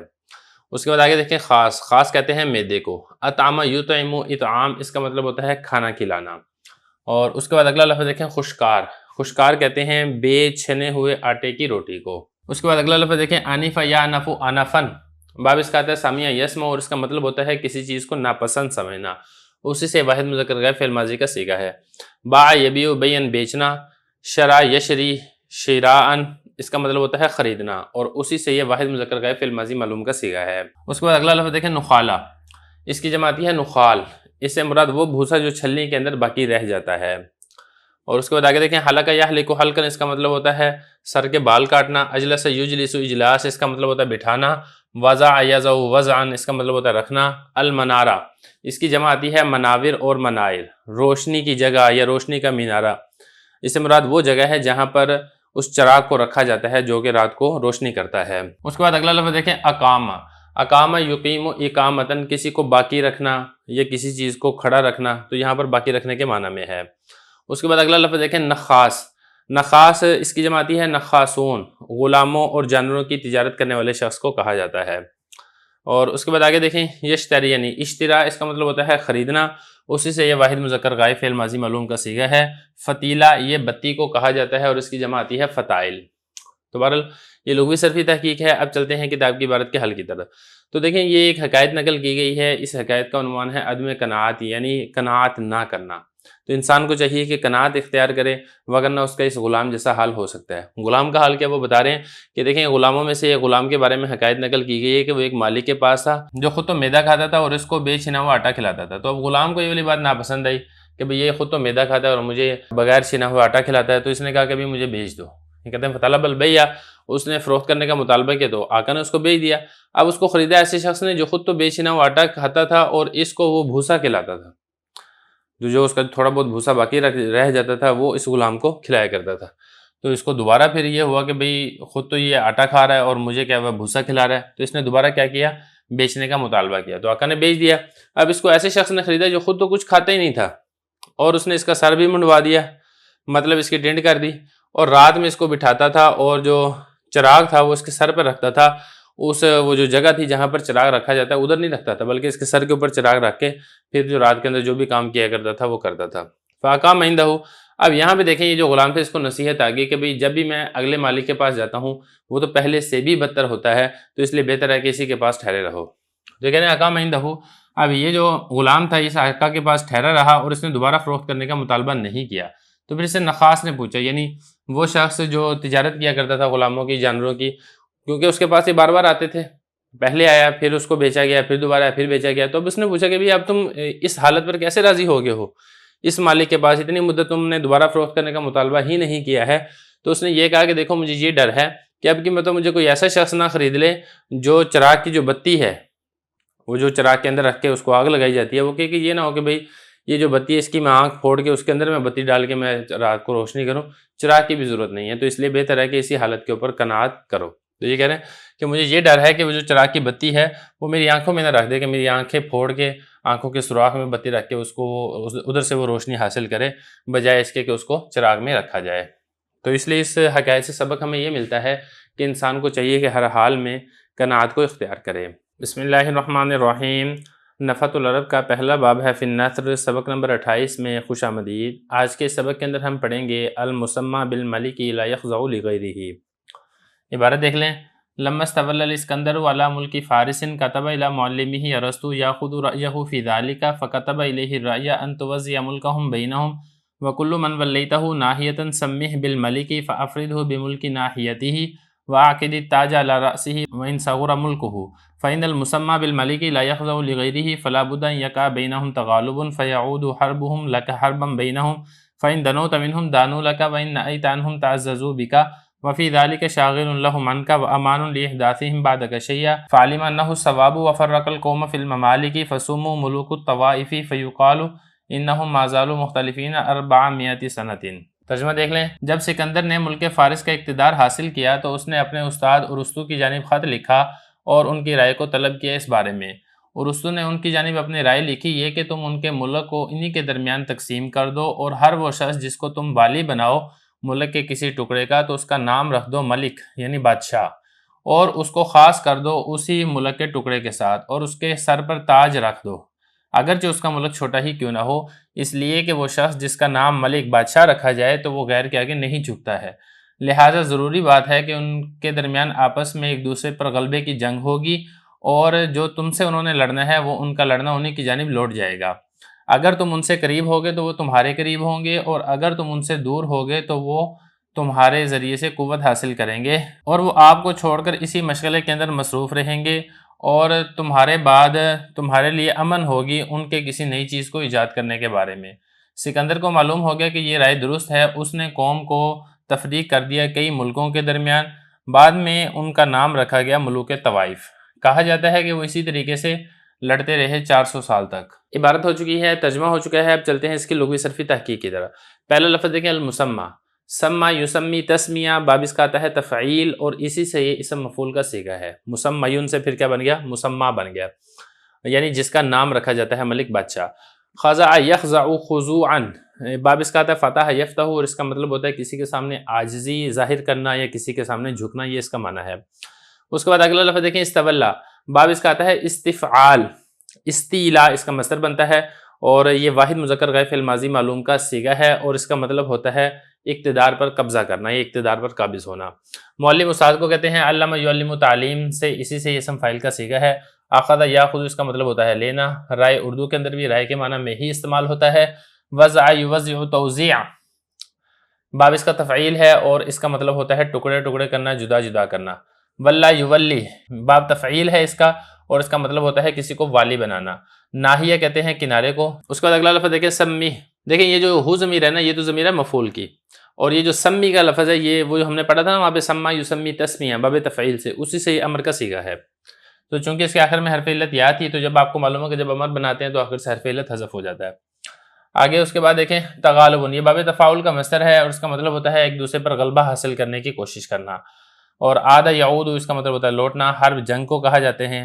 دنا یدنو دنون اس کا مطلب ہوتا ہے قریب ہونا۔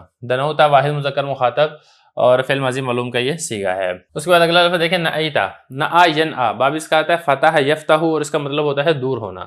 تعززو باب تفاعل ہے یہ اور اسی سے یہ جمع مذکر غائب فعل ماضی معلوم کا صیغہ ہے۔ تعزز یتعزز تعززا اور اس کا مطلب ہوتا ہے قوت حاصل کرنا۔ اور اس کے بعد اگلا لفظ دیکھیں شاغل، شاغل یشغل شغلا، باب اس کا آتا ہے فتح یفتح اور اس کا مطلب ہوتا ہے اعراض کرنا، اسی سے اسم فاعل کا یہ صیغہ ہے۔ احداث یہ باب فعال کا مصدر ہے اور اس کا مطلب ہوتا ہے کسی نئی چیز کو ایجاد کرنا۔ فرق یفرق تفریق اس کا مطلب ہوتا ہے جدا کرنا۔ عبارت ہو چکی ہے، ترجمہ ہو چکا ہے، لغوی صرفی تحقیق ہو چکی ہے، اب چلتے ہیں اس کی تشریح کی طرف۔ تو دیکھیں سکندر رومی کے بارے میں ایک واقعہ ذکر کیا جا رہا ہے۔ سکندر رومی کے بارے میں مشہور ہے کہ اس نے تقریباً آدھی دنیا کے اوپر حکومت کی ہے۔ تو اس کے بارے میں بتایا کہ جب اس نے ملک فارس کے اقتدار پر قبضہ کیا، ملک فارس یہ وہی ہے جو آج ملک ایران ہے، تو اس نے پھر اپنے جو استاد تھے ارسطو جو کہ بڑا مشہور فلسفی گزرا ہے اس کی جانب خط لکھا اور ان کی رائے طلب کی اس بارے میں۔ مطلب یہ کہ سکندر کو یہ خدشہ تھا کہ میں نے قبضہ تو کر لیا ہے لیکن یہ جو سارے جو ہیں جو حکومت کو میں نے شکست دی ہے، یہ سارے سردار اور قبائل وغیرہ مل کے میرے اوپر بار بار حملے نہ کرتے رہیں اور میری طاقت اور قوت کمزور نہ ہو جائے۔ تو پھر جو اس کا جو استاد تھا ارسطو، اس نے پھر آگے اس کو جواب میں اپنی رائے لکھ کر بھیجی۔ جو ہے اس کے استاد کی رائے کیا تھی؟ یہ تھی کہ ان کا جو ملک ہے وہ انہی کے درمیان تقسیم کر دو اور جس کو بھی تم اس کے ملک کا ایک کنارہ دو اس کا نام ملک بادشاہ رکھو اور اس کو اس ملک کے کنارے کے ساتھ خاص کر دو۔ تو بتانا یہ جا رہے ہیں کہ ارسطو نے اس کو مشورہ یہ دیا کہ تم اس ملک کے چھوٹے چھوٹے ٹکڑے کر دو اور یہ نہ کرو کہ ہر ایک کے ٹکڑے کا ایک گورنر بنا کے ان کے اوپر کسی کو ایک حکمران بنا دو، ایسا نہ کرو، بلکہ ہر چھوٹے ٹکڑے کے اوپر ایک الگ سے بادشاہ مقرر کر دو اور باقاعدہ اس کی تاج پوشی کر کے اس کا بادشاہ نام رکھو، کیونکہ جب وہ اپنے آپ کو بادشاہ کہلوائے گا تو پھر وہ کسی کے سامنے جھکے گا نہیں، تو یہ آپس میں ہی لڑتے رہیں گے اور جو تمہیں خدشہ ہے کہ سارے مل کے میرے خلاف بغاوت نہ کر دیں، اس خدشے سے تمہاری جان چھوٹ جائے گی۔ واقعی تاج علی راسہ، اور اس کے سر کے اوپر تاج بھی رکھ دو، یعنی جس بندے کو بھی تم ایک چھوٹا سا ٹکڑا دے کے بادشاہ بناؤ اس کی باقاعدہ تاج پوشی کرو، اور اگرچہ اس کا ملک چھوٹا ہی کیوں نہ ہو، اس لیے کہ جس کا نام بادشاہ رکھا جاتا ہے وہ کسی غیر کے آگے جھکتا نہیں ہے، اس کے اندر تکبر ہوتا ہے۔ فلا بد، تو لہذا ان کے درمیان آپس میں ہی غلبہ حاصل کرنے کی فکر ہوگی، جنگ ہوگی، اور جو انہوں نے تمہارے سے لڑنا ہے یہ لڑائی ان کی آپس ہی کی جانب لوٹ جائے گی، تو یہ آپس میں لڑتے رہیں گے اور لڑتے لڑتے یہ مزید کمزور ہو جائیں گے۔ بر صغیر پاک و ہند کے اوپر جو انگریزوں نے اتنے سال حکومت کی ہے تو اس کی بھی ایک جنگی چال یہی تھی کہ اس نے بھی یہی والا کام کیا تھا کہ چھوٹے چھوٹے اس نے گروپ اور چھوٹے چھوٹے اس نے نواب بنا کے ان کو آپس کے اندر لڑا دیا تھا، تو لڑ لڑ کے کمزور ہوتے گئے اور جو انگریز تھا وہ طاقتور ہوتا گیا۔ یہ کہنا فائن دنو تمنہم دانو لگا، اگر تم ان کے قریب ہونا چاہو گے تو تمہارے یہ بھی قریب ہوں گے، اور اگر تم ان سے دور ہوگے تو یہ تمہارے ذریعے سے قوت حاصل کرنے کی کوشش کریں گے۔ مطلب یہ کہ تمہارا چونکہ ایک مقام اور مرتبہ زیادہ ہے تو جب سارے بادشاہ چھوٹے چھوٹے ہوں گے تو ہر ایک کی کوشش ہوگی کہ تمہاری رضامندی حاصل کر کے اور تمہارے ذریعے سے اپنے آپ کو مزید مضبوط اور قوت حاصل کریں۔ تو لہذا جو پہلے تمہیں خدشہ تھا کہ تم سے لڑیں گے، اب تم سے نہیں لڑیں گے بلکہ تمہارے مزید قریب ہونے کی کوشش کریں گے اور تمہارے ذریعے سے طاقت اور قوت اور غلبہ حاصل کرنے کی کوشش کریں گے اور آپس میں لڑ لڑ کے مزید کمزور ہو جائیں گے۔ وفی ذلک شاغل لہم عنک، اور یہ جو مشغلہ ہے اس سے آپ کو بے فکری ہوگی، آپ کے ساتھ تو یہ مشغول نہیں ہوں گے، آپس کے اندر اس طریقے سے یہ مشغول ہوتے رہیں گے اور آپ کو ایک امن حاصل رہے گا کسی نئی چیز کے بارے میں پیدا ہونے سے۔ مطلب یہ کہ آپ وہاں سے آگے چلے جاتے ہیں کسی اور ملک میں تو آپ کو یہ خدشہ نہیں ہوگا کہ میں جا رہا ہوں، پیچھے سے کوئی خرابی نہ ہو جائے، کوئی مسئلہ نہ بن جائے، کوئی پریشانی کا سامنا نہ بن جائے، کیونکہ یہ آپس کے اندر ہی پھر یہ لڑتے رہیں گے۔ تو جب بادشاہ نے غور کیا تو بادشاہ کو پتہ چلا کہ یہ رائے تو بہت درست ہے، تو بادشاہ نے پھر ایسا ہی کیا، ان کو کئی چھوٹے چھوٹے ملکوں کے درمیان تقسیم کر دیا۔ یہ جو ایرانی قوم تھی، بعد میں پھر جو تھا ملوک طوائف نام رکھا گیا، جو ملک ایران تھا، کیونکہ اس کے چھوٹے چھوٹے ٹکڑے کے اوپر، ہر ٹکڑے کے اوپر الگ سے بادشاہ تھا، تو ملوک طوائف نام رکھا گیا، اور کہا جاتا ہے کہ اگلے 400 سال تک یہ آپس میں اسی طریقے سے لڑتے رہے۔ تو اس سے ایک بہت بڑا سبق ہمیں یہ ملتا ہے کہ آپس کا جو اتفاق اور اتحاد ہے، اس سے جو بیرونی دشمن ہے وہ انسان کے اوپر طاقت قبضہ حاصل نہیں کر سکتا ہے، لیکن جب آپس کے اندر اختلاف ہو جاتا ہے، آپس کے اندر تفریق ہو جاتی ہے، تو پھر جو بیرونی دشمن ہے اس کے لیے قبضہ کرنا بہت آسان اور سہل ہو جاتا ہے۔ بسم اللہ الرحمن الرحیم۔ نفحۃ العرب کا پہلا باب ہے فی النثر، سبق نمبر 29 میں خوش آمدید۔ آج کے اس سبق کے اندر ہم التضمین العجیب پڑھیں گے۔ عبارت دیکھ لیں۔ یحکیٰ ان الحیث بیس الشاعر قتل جرو کلبۃ فاخذ بعض الشعراء کلبۃ وعلق فی رقبتها رقعۃ واطلقها عند باب الوزیر فاخذت الرقعۃ فاذا مکتوب فیها یا اہل بغداد ان الحیث بیس اتى بجرأۃ البسته العار فی البلد ابدا شجاعتا باللیل مجتریا علی جریو ضعیف البطش والجلد فانشدت امه من بعد ما احتسبت دم الابیلق عند الواحد الصمد اقول للنفس تأسام وتعزیتا احدى یدی اصابتنی ولم تریدی کلاہما خلف من بعد صاحبہ هذا اخی حین ادعوہ وذا ولدی۔ عبارت ہو چکی ہے، اب چلتے ہیں اس کے ترجمے کی طرف۔ حکایت نقل کی جاتی ہے کہ حیث بیس جو کہ شاعر ہے، اس نے ایک کتیا کے بچے کو قتل کر دیا۔ شعراء میں سے ایک شاعر نے اس کتیا کو پکڑا اور اس کے گلے میں ایک رکا ٹانگ دیا اور اس کو وزیر کے دروازے کے پاس چھوڑ دیا۔ اس رکے کو لیا گیا تو اس میں لکھا ہوا تھا، اے اہل بغداد، حیث بیس نے ایک ایسی جرت کا مظاہرہ کیا ہے جس نے اسے شرمندگی پہنا دی ہے شہر میں۔ اس نے بہادری کا مظاہرہ کیا ہے رات کو جرت کرتے ہوئے ایک ایسے پلے پر جو کہ کمزور اور ناتواں ہے۔ اس کی ماں نے چتکبرے بچے کے خون کو اللہ واحد اکیلے کے دربار میں ثواب کی امید رکھتے ہوئے یہ اشعار پڑھے ہیں۔ میں نفس کو صبر اور تسلی دلانے کے لیے یہ بات کہتی ہوں کہ میرے ایک ہاتھ سے دوسرے ہاتھ کو بغیر ارادے کے تکلیف پہنچی ہے۔ وہ دونوں کے دونوں اپنے صاحب کے بعد ایک دوسرے کے جانشین ہیں۔ یہ میرا بھائی ہے جب اس کو میں پکاروں اور وہ میرا بیٹا ہے۔ عبارت ہو چکی ہے، ترجمہ ہو چکا ہے، اب چلتے ہیں اس کی لغوی صرفی تحقیق کی طرف۔ پہلا لفظ دیکھیں، التضمین، ضمن یضمن تضمین، باب اس کا تفعیل آتا ہے اور اس کا مطلب ہوتا ہے شامل کرنا اور ملانا۔ اصل میں یہ بلاغت کی ایک اصطلاح ہے، اس میں ہوتا یہ ہے کہ شاعر اپنے شعر میں دوسرے شاعر کے شعر کا کچھ حصہ شامل کر دے اور یہ معلوم نہ ہو سکے کہ اس میں دوسرے شاعر کا بھی شعر ہے، لیکن یہ کہ اس چیز کو واضح ضرور کر دے کہ اس میں دوسرے کا شعر موجود ہے۔ لیکن اس کے ساتھ ساتھ یہ بھی ضروری ہے کہ جس شعر کو وہ شامل کر رہا ہے وہ شعر زبان دانوں میں یا اسی طریقے سے فصحاء بلغاء کے اندر مشہور نہ ہوا ہو۔ اس کے بعد اگلا لفظ دیکھیں، جرو، دیکھیں اس کی جمع آتی ہے جراءن اور اجراءن، کتے اور بھیڑیے کے بچے کو کہا جاتا ہے، جس کو ہم اردو میں کہتے ہیں نا پلا، کتے کے بچے کو، تو اسی کو یہ عربی کے اندر جرو کہا جاتا ہے۔ اللہ کا یعلق تعلیق، اس کا مطلب ہوتا ہے لٹکانا، رقبہ گردن کو کہا جاتا ہے۔ اس کے بعد اگلا لفظ دیکھیں، رقعۃ، اس کی جمع آتی ہے رقعون، پرچے کو، پرزے کو کہا جاتا ہے۔ اطلق یطلق، اطلاق، اس کا مطلب ہوتا ہے چھوڑ دینا، آزاد کر دینا۔ کتب یکتب، اسی سے اسم مفعول کا صیغہ ہے مکتوب۔ اور اس کے بعد آگے لفظ دیکھیں، جرأت، یہ اردو کے اندر بھی جرأت کے معنی کے اندر بھی استعمال ہوتا ہے۔ اگلا لفظ دیکھیں، البست، البس یلبس الباس، کسی کو کوئی چیز پہنانا، اسی سے یہ واحد مؤنث غائب فعل ماضی معلوم کا صیغہ ہے۔ ابدا یبدی، ابدا، اس کا مطلب ہوتا ہے ظاہر کرنا، اظہار کرنا۔ شجاعت، بہادری کو کہا جاتا ہے۔ اجترا یجتری اجتراءن، اسی سے یہ اسم فاعل کا صیغہ ہے مجترین۔ باب اس کا افتعال آتا ہے اور اس کا مطلب یہ ہے جرت کا اظہار کرنا۔ اور یہ جو جریون ہے یہ اسی جرو کی تصغیر ہے جو کہ درمیان میں یا لا کر ذکر کی گئی ہے۔ ضعف یضعف ضعیف، یہ صفت مشبہ کا صیغہ ہے۔ اس کے بعد اگلا لفظ دیکھیں، البطش، باب اس کا ضربہ بھی آتا ہے اور باب اس کا نصرہ بھی آتا ہے۔ باتش یبطشو بھی ہے اور باتش یبطشو بھی ہے، پکڑنا اس کا معنی ہوتا ہے۔ اور اس کے بعد اگلا لفظ دیکھیں، یہ باب آتا ہے کاروما سے، جلودہ یا جلودو جلادتن، اس کا مطلب ہوتا ہے قوت دکھلانا۔ انشد ینشد انشاد شعر پڑھنا اس کو کہا جاتا ہے۔ احتسب یحتسب احتساب کسی کا محاسبہ کرنا اور اسی طریقے سے کسی سے کسی چیز کی امید رکھنا، ثواب کی امید رکھنا، یہ اس کے معنی آتے ہیں۔ اور اس کے بعد اگلا لفظ دیکھیں ابیلک، یہ ابلک کی تصغیر ہے۔ ابلک کہتے ہیں چت کبرے کو، یعنی ایسا جس میں سفید اور کالا رنگ ملا ہوا ہو اس کو چت کبرا کہا جاتا ہے، اسی کی یہ تصغیر ہے۔ سمد اس ذات کو کہا جاتا ہے کہ جس کی طرف سب محتاج ہوں اور وہ کسی کی محتاج نہ ہو، اللہ تعالیٰ کی یہ نام ہے۔ اس کے بعد اگلا لفظ دیکھیں تأسا، دیکھیں یہ مصدر ہے اسا یؤسی تاسیتاً و تأسان، باب تفعیل کا یہ مصدر ہے اور اس کا مطلب ہوتا ہے تسلی دینا۔ اور اسی طریقے سے عزا یعزی تعزیہ، تفعیل آپ کو معلوم ہے یہ بھی باب تفعیل کے ہی ایک مصدر کا وزن ہے، اسی کے وزن کے اوپر یہ باب تفعیل کا مصدر آ رہا ہے اور اس کا مطلب بھی یہی ہوتا ہے تسلی دینا اور ہمدردی کا اظہار کرنا، یہ اس کے معنی آتے ہیں۔ اصابہ یصیب اصابتاً باب افعال ہے، پہنچنا، نقصان وغیرہ پہنچنا، تکلیف پہنچنی، یہ اس کے معنی آتے ہیں۔ عبارت ہو چکی ہے، ترجمہ ہو چکا ہے، لغوی صرفی تحقیق ہو چکی ہے۔ اب چلتے ہیں تشریح کی طرف۔ تو تشریح میں اب یہاں پر یہ سمجھیں کہ یہ جو شروع کے جو 3 اشعار ہیں نا، یہ والے یا اہل بغداد ابدا شجاعتاً اور انشدت امہ، یہ ایک ایسے شاعر کے ہیں جو کہ حیث بیس شاعر ہے، اس کا ایک دشمن ہے، اور اس نے بطور تضمین کے ان 3 اشعار کو، یہ جو 2 شعر ہیں اس کے ساتھ ملا کر ذکر کیے ہیں۔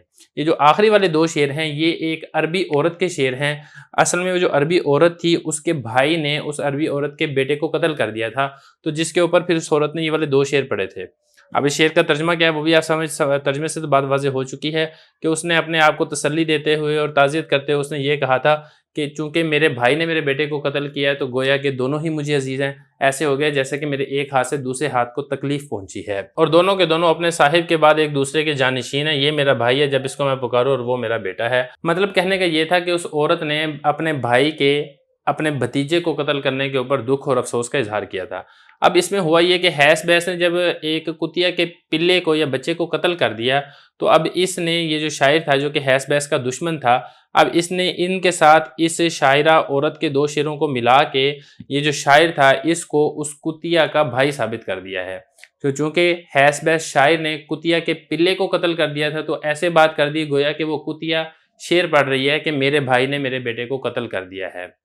تو یہ اس کے اندر بات ذکر کی گئی ہے۔ ذرا عبارت دیکھیں، فرما رہے ہیں کہ حکایت نقل کی جاتی ہے کہ حیث بیس جو کہ ایک شاعر تھا اس نے ایک کتیا کے پلے کو یا بچے کو قتل کر دیا، تو شعراء میں سے ایک شاعر نے کیا کیا، اس کتیا کو پکڑا اور اس کی گردن کے اندر ایک رکا ڈال دیا اور اس کو وزیر کے دروازے پر چھوڑ دیا۔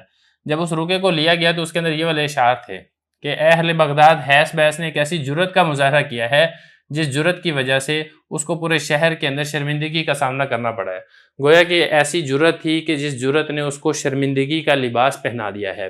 اس نے رات کے وقت جرت کا مظاہرہ کیا، شجاعت بہادری کا جرت کا مظاہرہ کیا، اور جرت کا مظاہرہ کس کے اوپر کیا تھا؟ ایک کتیا کے کمزور اور ناتواں پلے کے اوپر اس نے جرت کا مظاہرہ کیا، اور اس کی ماں نے پھر شعر پڑھے، مطلب کس کی؟ اس کتیا نے شعر پڑھے، یعنی اس بچے کی ماں نے جس بچے کو اس حیث بیس شاعر نے قتل کر دیا تھا کہ دم الابیلک، ابیلک میں آپ کو پہلے بتا چکا ہوں چت کبرے کو کہا جاتا ہے، یعنی بلیک اینڈ وائٹ، اس کا جو خون ہے اس کے بارے میں واحد سمد یعنی اللہ تعالیٰ کی دربار میں اس کے خون کو پیش کرتے ہوئے ثواب کی امید کرتے ہوئے اس کی ماں نے والے اشعار پڑھے۔ اب اس کے بعد یہ جو 2 شعر تھے وہ اس شاعرہ عورت کے لگا دیے جس کے بیٹے کو اس کے بھائی نے قتل کر دیا تھا، تو سارے کا مطلب یہ بنا کہ یہ جو دشمن شاعر تھا اس نے حیث بیس کو اس کتیا کا بھائی ثابت کر دیا۔ بسم اللہ الرحمن الرحیم۔ نفحۃ العرب کا پہلا باب ہے فی النثر، سبق نمبر 30 میں خوش آمدید۔ آج کے سبق کے اندر ہم اختلاف العلماء رحمتن پڑھیں گے۔ عبارت دیکھ لیں۔ قال المتوکل یوما لجلسائه یتعلمون اول ما عتب المسلمون علی عثمان رضی اللہ عنہ فقال احدهم نعم یا امیر المؤمنین انه لما قبض رسول اللہ صلی اللہ علیہ وسلم قام ابو بکر رضی اللہ عنہ علی المنبر دون مقام رسول اللہ صلی اللہ علیہ وسلم بمرقات ثم قام عمر رضی اللہ عنہ دون مقام ابو بکر رضی اللہ عنہ بمرقات ثم لما ولي عثمان رضی اللہ عنہ صعد ذروة المنبر فانکر المسلمون علیہ ذلك وارادوا ان ينزل دون مقام عمر بمرقات فقال عبادة للمتوکل یا امیر المؤمنین ما احد اعظم منة عليك من عثمان فقال وكيف ذلك ويلك قال لأنه صعد ذروة المنبر فلو أنه كلما قام خليفة نزل عن مقام من تقدمه بمرقات كنت أنت تخطب علينا في بئر۔ ترجمہ دیکھ لیں۔ متوکل نے ایک دن اپنے ہم نشینوں سے کہا کیا تمہیں معلوم ہے پہلی وہ بات کہ مسلمانوں نے ناراضگی کا اظہار کیا ہو عثمان رضی اللہ عنہ پر تو ان میں سے ایک نے کہا جی ہاں امیر المومنین، بے شک جب رسول اللہ صلی اللہ علیہ وسلم کا انتقال ہوا تو حضرت ابوبکر رضی اللہ عنہ ممبر پر رسول اللہ صلی اللہ علیہ وسلم کے کھڑے ہونے کی جگہ سے ایک درجہ نیچے کھڑے ہوئے ہیں، پھر حضرت عمر رضی اللہ عنہ کھڑے ہوئے ہیں حضرت ابوبکر رضی اللہ عنہ کے کھڑے ہونے کی جگہ سے ایک درجہ نیچے، پھر جب حضرت عثمان رضی اللہ عنہ کو ولایت یعنی حکومت دی گئی تو وہ ممبر کے سب سے اوپر والے حصے پر چڑھ گئے، تو مسلمانوں نے حضرت عثمان پر اس بات پر نکیر کی اور مسلمانوں نے ارادہ کیا کہ حضرت عثمان وہ حضرت عمر کے درجے سے ایک درجہ نیچے کھڑے ہوں۔ تو عبادہ نے متوکل سے کہا اے امیر المومنین، آپ پر حضرت عثمان رضی اللہ عنہ سے زیادہ کوئی ایک بھی احسان کرنے والا نہیں ہے۔ تو متوکل نے کہا یہ کیسے ہے، تیرا ناز ہو؟ تو عبادہ نے کہا اس لیے کہ وہ ممبر کے سب سے اوپر والے حصے پر چڑھے تھے، اگر ایسا ہوتا کہ جب کبھی کوئی خلیفہ بنتا اور وہ اپنے سے پہلے والے خلیفہ کے کھڑے ہونے کی جگہ سے ایک درجہ نیچے کھڑا ہوتا تو آپ ہمیں آج کنویں کے اندر خطبہ دیتے۔ عبارت ہو چکی ہے، ترجمہ ہو چکا ہے، اب چلتے ہیں اس کی لغوی صرفی تحقیق کی طرف۔ پہلے اس میں لفظ دیکھیں جلساء، یہ جلیس کی جمع ہے، ہم نشینوں کو کہا جاتا ہے۔ علم یعلم، اس کا مطلب ہوتا ہے جاننا، علم حاصل کرنا، اور اسی سے یہ مضارع کا صیغہ ہے۔ اس کے بعد آگے دیکھیں عتبہ، باب اس کا ضربہ بھی آتا ہے اور باب اس کا ناصرہ بھی آتا ہے، عتبہ یعتبو اور عتبہ یعتبو، اور اس کا مطلب ہوتا ہے ناراضگی کا اظہار کرنا یا ناراض ہونا۔ اور اس کے بعد آگے لفظ دیکھیں لما قبضہ، قبضہ یقبضو، اس کا مطلب ہوتا ہے وفات دینا یا کسی چیز کو وصول کرنا، اسی سے مجہول کا صیغہ ہے اور اس کا مطلب ہوتا ہے وفات پانا یعنی کہ انتقال کر جانا۔ اور اس کے بعد اگلا لفظ دیکھیں مرکات، مرکات سیڑھی کو کہا جاتا ہے، سیڑھی کے پائے کو کہا جاتا ہے اور اس کی جمع آتی ہے مراکی۔ اس کے بعد اگلا لفظ دیکھیں صاعدہ، باب اس کا آتا ہے سامعہ یسمع، صاعدہ یصعد صعودا، اور اس کا مطلب ہوتا ہے اوپر چڑھنا۔ اس کے بعد اگلا لفظ دیکھیں ذروہ، اس کو ذال کے ضمہ کے ساتھ بھی پڑھا گیا ہے اور ذال کے کسرہ کے ساتھ بھی پڑھا گیا ہے۔ ذروہ اور ذروہ، اس کی جمع آتی ہے ذرن، کسی چیز کی چوٹی کو کہا جاتا ہے، ذروۃ الجبل کہا جاتا ہے پہاڑ کی چوٹی کو۔ اور اسی طریقے سے آگے لفظ دیکھیں نزل ینزل نزول، اس کا مطلب ہوتا ہے اترنا، منت یہ کہا جاتا ہے احسان کو، اور اس کے بعد اگلا لفظ دیکھیں بیر، بیر کہا جاتا ہے کنویں کو۔ عبارت ہو چکی ہے، ترجمہ ہو چکا ہے، لغوی صرفی تحقیق ہو چکی ہے، اب چلتے ہیں اس کی تشریح کی طرف۔ دیکھیں سبق کا عنوان ہے اختلاف العلماء رحمت، یعنی علماء کا اختلاف وہ رحمت ہے۔ دین کے فروعی مسائل میں، اصولی اور عقیدے کے مسائل کے اندر نہیں، فروعی مسائل کے اندر اگر علماء کا اختلاف ہوتا ہے تو اس میں امت کے لیے رحمت ہوتی ہے، مطلب یہ کہ امت کو عمل کرنے کے اندر آسانی اور سہولت حاصل ہوتی ہے۔ اسی کے تحت ایک واقعہ ذکر کیا گیا ہے کہ متوکل جو خلیفہ تھا اس نے ایک مرتبہ اپنے ہمنشینوں سے پوچھا کہ تمہیں معلوم ہے کہ مسلمانوں نے سب سے پہلے حضرت عثمان رضی اللہ عنہ پر کس بات پر ناراضگی کا اظہار کیا تھا؟ تو ایک بندہ کہتا ہے کہ جی ہاں مجھے پتہ ہے، ہوا یہ تھا کہ جب رسول اللہ صلی اللہ علیہ وسلم کا انتقال ہوا تو حضرت ابوبکر رضی اللہ عنہ رسول اللہ صلی اللہ علیہ وسلم ممبر پر جس جگہ پر کھڑے ہوتے تھے، مرکات وہ سیڑھی کا درجہ، جو ممبر کی آپ نے دیکھا نا سیڑھیاں بنی ہوتی ہیں، تو اس پر جس جگہ پر رسول اللہ صلی اللہ علیہ وسلم کھڑے ہوتے تھے، حضرت ابوبکر رضی اللہ عنہ حضور صلی اللہ علیہ وسلم کے ادب کی وجہ سے اس پر کھڑے نہیں ہوتے تھے بلکہ ایک درجہ نیچے کھڑے ہوتے تھے۔ پھر اسی طریقے سے جب حضرت عثمان رضی اللہ عنہ کا دور خلافت آیا تو وہ حضرت ابوبکر رضی اللہ عنہ کے درجے سے بھی ایک درجہ نیچے کھڑے ہوتے تھے، لیکن جب حضرت عثمان رضی اللہ عنہ والی بنے، مطلب خلیفۃ المسلمین بنے ہیں، تو پھر وہ ممبر کا جو سب سے اوپر والا درجہ تھا جہاں پہ رسول اللہ صلی اللہ علیہ وسلم تشریف فرما ہوتے تھے وہ وہاں پر چڑھ گئے۔ تو مسلمانوں نے اس بات سے نکیر کی اور مسلمانوں نے یہ چاہا کہ ان کو حضرت عمر سے بھی ایک درجہ نیچے کھڑا ہونا چاہیے، کیونکہ جب ہر آنے والا خلیفہ پہلے والے خلیفہ سے ایک درجہ نیچے کھڑا ہوتا ہے تو حضرت عثمان کو بھی حضرت عمر کے درجے سے ایک درجہ نیچے کھڑا ہونا چاہیے۔ تو یہ وہ بات تھی جس کی وجہ سے مسلمانوں نے سب سے پہلے حضرت عثمان رضی اللہ عنہ پر نکیر کی۔ تو اس پر پھر عبادہ جو کہ وہاں پر ایک اس متوکل کے ہم نشینوں میں سے ایک ساتھی تھے، بڑے عالم تھے، انہوں نے متوکل بادشاہ سے کہا امیر المومنین جتنا احسان حضرت عثمان نے آپ کے اوپر کیا نا اتنا احسان کسی اور بندے کا نہیں ہے آپ کے اوپر۔ یہ کہا ما احد، کوئی بندہ نہیں ہے جس کا احسان آپ پر زیادہ ہو حضرت عثمان کے احسان سے، حضرت عثمان کا احسان سب سے زیادہ ہے۔ تو متوکل کہتا ہے وہ کیسے بھئی، حضرت عثمان نے میرے اوپر کیسے احسان کیا ہے؟ تو پھر اس نے بتایا عبادہ نے کہ دیکھو اگر آنے والا خلیفہ پہلے والے خلیفہ سے ایک درجہ نیچے کھڑا ہوتا تو اب آپ خلیفۃ المسلمین ہیں، آپ تو اسے نیچے کرتے کرتے آپ ہمیں کنویں کے اندر خطبہ دے رہے ہوتے، کیونکہ زمین سے پھر بات نہ باقی رہتی بلکہ زمین سے بھی نیچے جانا پڑتا۔ تو اس سے معلوم ہوتا ہے کہ اگر علماء کا فروعی مسائل میں اختلاف ہوتا ہے تو امت کے لیے آسانی اور سہولت ہو جاتی ہے۔ اگر یہ رسم اسی طریقے سے چلتی رہتی تو آج سوچیں آج کے دور کے اندر کتنی زیادہ مشکل اور پریشانی کا سامنا کرنا پڑتا۔ بسم اللہ الرحمن الرحیم۔ نفحۃ العرب کا پہلا باب ہے فی النثر، سبق نمبر 31 میں خوش آمدید۔ آج کے سبق کے اندر ہم ضبط النفس عند کلام الاوغاد والارذال کے بارے میں پڑھیں گے۔ عبارت دیکھ لیں، قال محمد بلغنا عن علي رضي الله عنه أنه بينما هو يخطب يوم الجمعة إذ حكمت الخوارج من ناحية المسجد فقال علي رضي الله عنه كلمة حق نريد بها الباطل لم نمنعكم مساجد الله أن تذكروا فيها اسم الله ولم نمنعكم الفي ما دامت أيديكم مع أيدينا ولن نقاتلكم حتى تقاتلونا. ثم أخذ في خطبته ومعنى قوله حكمت الخوارج نداؤهم بقولهم إن الحكم إلا لله وكانوا يتكلمون بذلك إذا أخذ علي في الخطبة ليشوشوا خاطره فإنهم كانوا يقصدون بذلك نسبته إلى الكفر لرضاه بالتحكيم في صفين ولهذا قال علي رضی اللہ عنہ کلمۃ حق نرید بها الباطل یعنی تکفیرہ. عبارت ہو چکی ہے، اس کا آپ ترجمہ دیکھ لیں. کمینے اور ذلیل لوگوں کے کلام کے وقت نفس کو قابو میں رکھنا. محمد رحمۃ اللہ علیہ فرماتے ہیں کہ ہمیں یہ والی بات پہنچی ہے حضرت علی رضی اللہ عنہ سے کہ وہ اسی اسنا میں خطبہ دے رہے تھے جمعے کے دن، جب خارجیوں نے تحکیم کا نعرہ بلند کیا مسجد کے کنارے سے، تو حضرت علی رضی اللہ عنہ نے فرمایا کہ کلمہ حق ہے لیکن اسے باطل کا ارادہ کیا گیا ہے. ہم تمہیں مسجدوں سے منع نہیں کرتے کہ تم اس میں اللہ کے نام کا ذکر کرو، اور ہم تمہیں مال غنیمت سے بھی منع نہیں کریں گے جب تک تمہارے ہاتھ ہمارے ہاتھوں کے ساتھ ہوں گے، اور ہم تمہارے سے قتال نہیں کریں گے یہاں تک کہ تم ہم سے قتال نہ کرو. پھر حضرت علی رضی اللہ عنہ خطبے میں شروع ہو گئے، اور یہ والا قول حکمت الخوارج، اس کا معنی یہ ہے خارجیوں کا یہ آواز لگانا تھا اپنے اس قول کے ساتھ ان الحکم الا للہ. اور وہ یہ والی بات کرتے تھے جب حضرت علی رضی اللہ عنہ خطبے میں شروع ہوتے تھے تاکہ ان کے دل کو تشویش میں مبتلا کر دیں، اور خارجی اس کے ساتھ ارادہ کرتے تھے حضرت علی کی نسبت کرنے کا کفر کی طرف، اس لیے کہ وہ راضی ہو گئے تھے حکم بنانے میں جنگ صفین میں. اسی وجہ سے حضرت علی رضی اللہ عنہ نے فرمایا کلمہ حق ہے لیکن اسے باطل کا ارادہ کیا گیا ہے، یعنی ان کی تکفیر کا. عبارت اور ترجمہ ہو چکا ہے، اب چلتے ہیں اس کی لغوی صرفی تحقیق کی طرف. پہلا لفظ ہے ضبط النفس عند کلام الاوغاد والازال. ضبط جو ہے نا یہ باب ضربہ سے بھی آتا ہے اور باب ناصرہ سے بھی آتا ہے. ضبط یضبط، اور اسی طریقے سے ضبط یضبط ضبطا، اس کا مطلب ہوتا ہے نفس پر قابو پانا. اور اس کے بعد اگلا لفظ دیکھیں اوغاد، یہ وغدن کی جمع ہے، کمینے کو، بے وقوف کو اور کم عقل کو یہ لفظ بولا جاتا ہے، اور اسی کی جمع آتی ہے اوغاد. اسی طریقے سے اگلا لفظ ہے ارزال، یہ رزیل کی جمع ہے، حقیر، کمتر، ذلیل کو یہ کہا جاتا ہے. آگے دیکھیں بلغ یبلغ، اس کا مطلب ہوتا ہے پہنچنا، یعنی ہم تک یہ والی خبر پہنچی ہے. خطب یخطب، اس کا مطلب خطبہ دینا، بیان کرنا. اگلا لفظ دیکھیں خوارج، یہ خارجی کی جمع ہے، یہ اس زمانے کے اندر ایک گمراہ فرقہ تھا جو حضرت علی رضی اللہ عنہ کو حق پر نہیں سمجھتا تھا. ناحیہ کہتے ہیں کنارے کو، اس کی جمع آتی ہے نواحی. منع یمنع، اس کا مطلب ہوتا ہے منع کرنا، روکنا. اس کے بعد اگلا لفظ دیکھیں تذکرو، ذکر یذکرو، ذکر کرنا، یاد کرنا، اس معنی کے اندر یہ استعمال ہوتا ہے.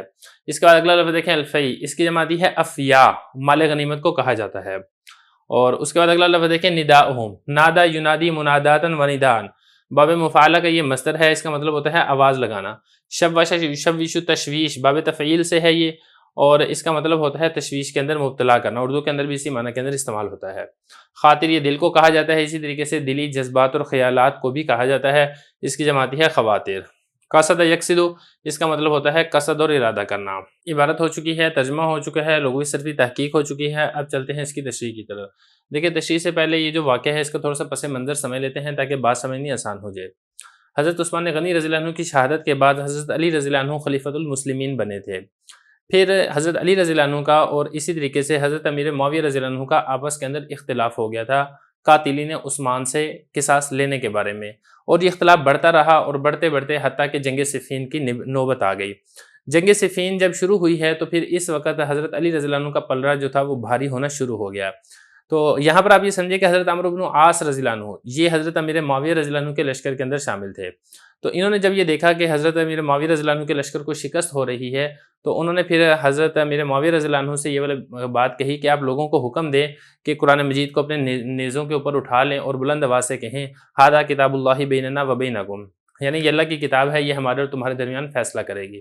چنانچہ پھر ایسا ہی ہوا، جو حضرت امیر معاویہ رضی اللہ عنہ کے جو لشکری تھے انہوں نے قرآن مجید کو اپنے نیزوں کے اوپر اٹھایا اور یہ والا جملہ دہرانا شروع کیا. جب حضرت علی رضی اللہ عنہ کے لشکر والوں نے قرآن مجید کو نیزوں پر بلند دیکھا تو انہوں نے لڑائی سے ہاتھ کھینچ لیا. حضرت علی رضی اللہ عنہ نے اپنے لشکریوں کو سمجھایا کہ بھئی اس وقت کوتاہی نہ کرو، بہت جلد تمہیں کامیابی حاصل ہو جائے گی. لیکن جو لوگ تھے وہ لڑنے کے لیے آمادہ نہ ہوئے.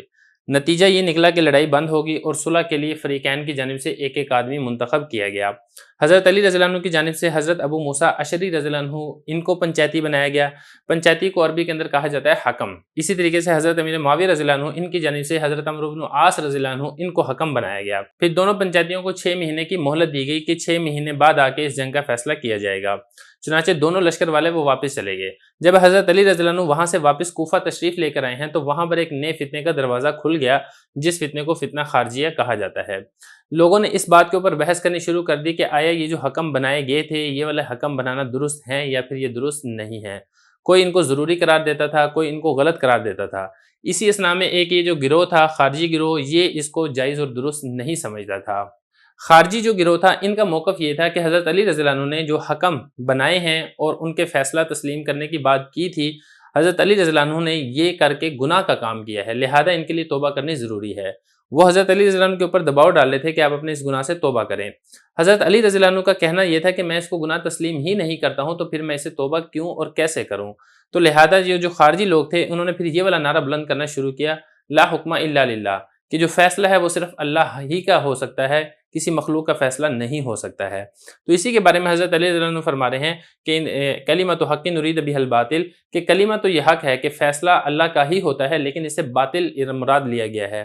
باطل کیا تھا کہ انہوں نے یہ والا جملہ کیا کہ حضرت علی رضی اللہ عنہ کی تکفیر کرنا شروع کر دی تھی، ان کو کافر قرار دینا شروع کر دیا تھا۔ تو حضرت علی رضی اللہ عنہ کا فرمان یہ تھا کہ یہ والی بات کر رہے ہیں اور اس سے جو مراد لے رہے ہیں کہ اگر کوئی شخص کسی کو حکم بناتا ہے، پنچایتی بناتا ہے اور اس کے فیصلے کو تسلیم کرتا ہے، ایسا کرنے سے وہ دار اسلام سے نکل جاتا ہے، یہ والا معنی مراد لینا یہ درست نہیں ہے اور یہ والا معنی باطل ہے۔ اب ذرا عبارت دیکھیں، فرما رہے ہیں کہ حضرت علی رضی اللہ عنہ سے روایت ہے کہ وہ جمعے کے دن خطبہ دے رہے تھے، اذ حکمت الخوارج۔ اب یہ جو خارجیوں نے نعرہ بلند کیا تھا نا، لا حکم الا للہ، اسی نعرے کو کہا گیا ہے حکمت، یعنی انہوں نے نعرہ تحکیم بلند کیا مسجد کے کنارے سے۔ تو حضرت علی رضی اللہ عنہ ایک مرتبہ جمعے کا خطبہ دے رہے تھے کہ مسجد کے اندر ایک خارجی بیٹھا ہوا تھا، اس نے پھر یہ والا نعرہ لگا دیا، لا حکم الا للہ۔ اب حضرت علی رضی اللہ عنہ نے جب یہ والی بات سنی ہے تو کیا فرمایا، کلمۃ حق نرید بہ الباطل، یہ والی جو بات ہے کلمہ تو حق ہے لیکن اسے باطل کا ارادہ کیا گیا ہے۔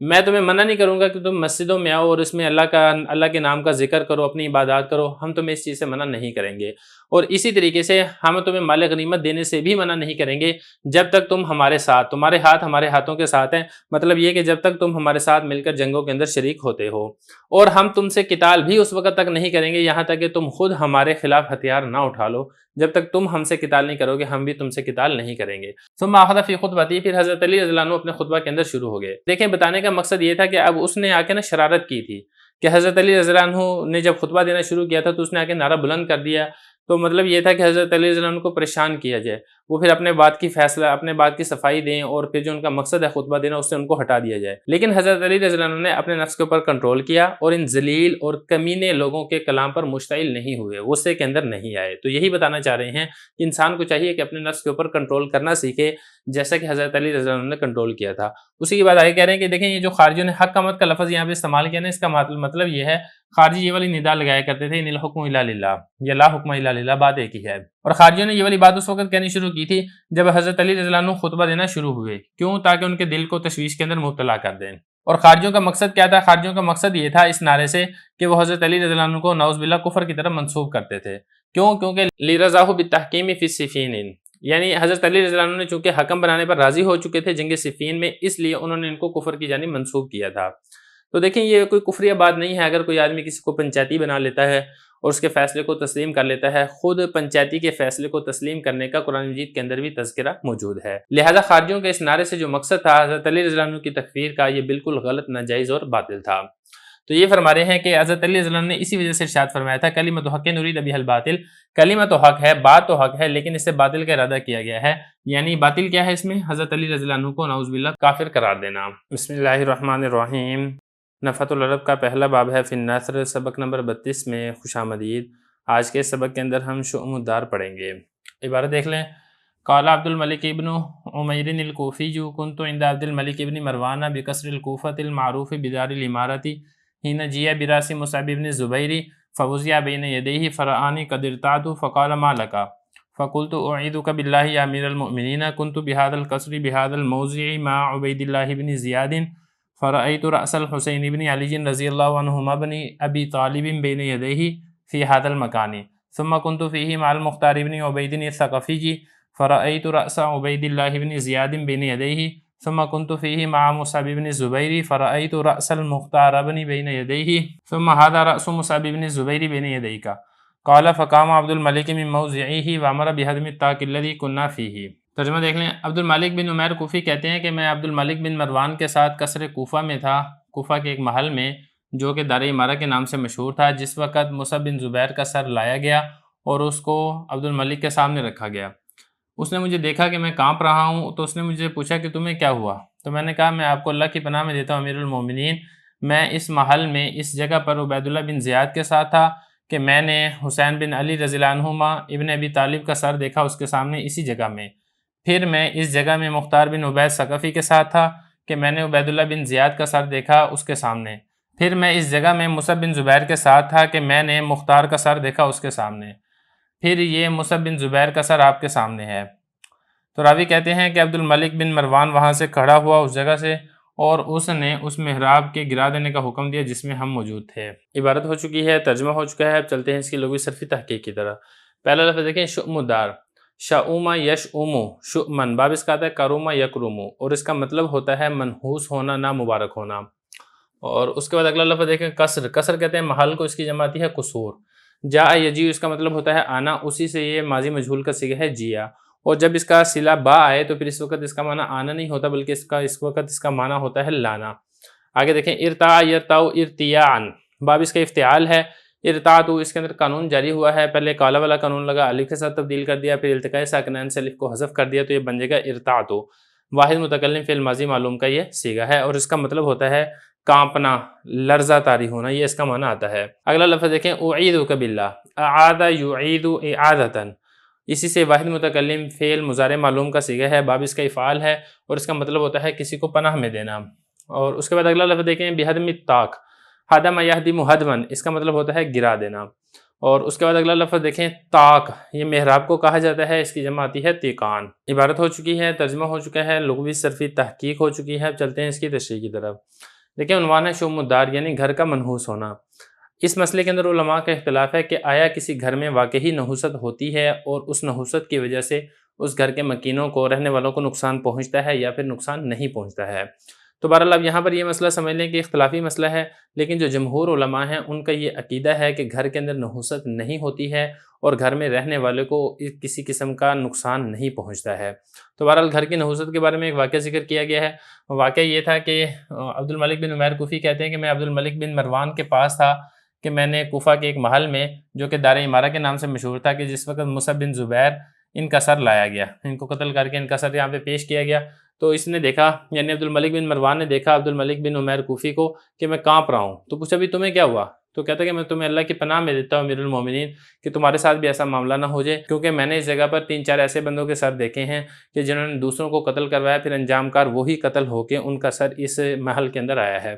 پھر وضاحت دے رہے ہیں، کہہ رہے ہیں کہ دیکھیں میں عبید اللہ بن زیاد کے ساتھ تھا کہ میں نے حضرت حسین بن علی رضی اللہ عنہ کا سر مبارک دیکھا قتل کر کے اس جگہ پہ لایا گیا۔ پھر میں مختار بن عبید ثقفی کے ساتھ تھا کہ میں نے دیکھا عبداللہ بن زیاد کا سر اسی طریقے سے آیا ہے۔ پھر میں نے مختار بن ثقفی کا سر دیکھا تھا مصعب بن زبیر کے سامنے، پھر مصعب بن زبیر کا سر یہ آپ کے سامنے ہے۔ تو کہتے ہیں کہ عبد الملک بن مروان اس جگہ سے پھر کھڑا ہو گیا اور وہ اس محراب میں جہاں پہ بیٹھے ہوئے تھے اس کو پھر گرا دینے کا اس نے حکم دے دیا۔ بسم اللہ الرحمن الرحیم۔ نفحۃ العرب کا پہلا باب ہے فی النثر، سبق نمبر 33 میں خوش آمدید۔ آج کے سبق کے اندر ہم من عادى لی ولیا فقد آذنتہ بالحرب، اس کے بارے میں پڑھیں گے۔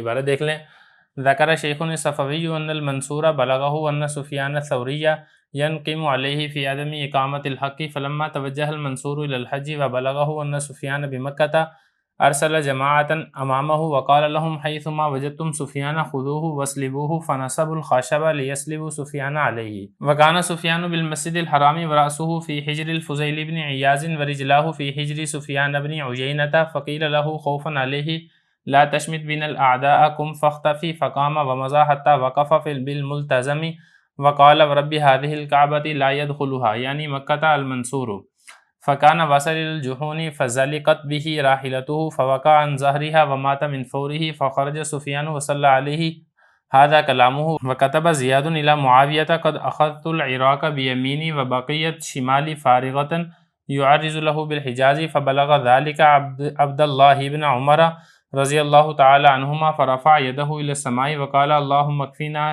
شمال زیاد فخرجت في شماله قرحة فقتلته۔ عبارت ہو چکی ہے، اب اس کا ترجمہ دیکھ لیں۔ جو شخص میرے کسی ولی سے دشمنی کرے گا میرا اسے اعلان جنگ ہے، شیخ صفوی نے ذکر کیا ہے کہ منصور کو یہ والی بات پہنچی ہے کہ سفیان ثوری ان پر تنقید کرتے ہیں حق کو قائم نہ کرنے کے بارے میں۔ تو جب منصور نے ارادہ کیا حج کا اور اس کو یہ والی بات پہنچی کہ سفیان مکہ میں ہیں، تو اس نے ایک جماعت کو پہلے بھیج دیا اور ان سے کہا جہاں کہیں تم سفیان کو پاؤ اس کو پکڑ لو اور اس کو سولی چڑھا دو۔ انہوں نے لکڑی کو نصب کر دیا تاکہ اس پر سفیان کو سولی چڑھائیں، اور سفیان رحمہ اللہ تعالی مسجد حرام میں تھے اور ان کا سر اس وقت فضیل بن عیاض کی گود میں تھا اور ان کے دونوں پاؤں سفیان بن عیینہ کی گود میں تھے۔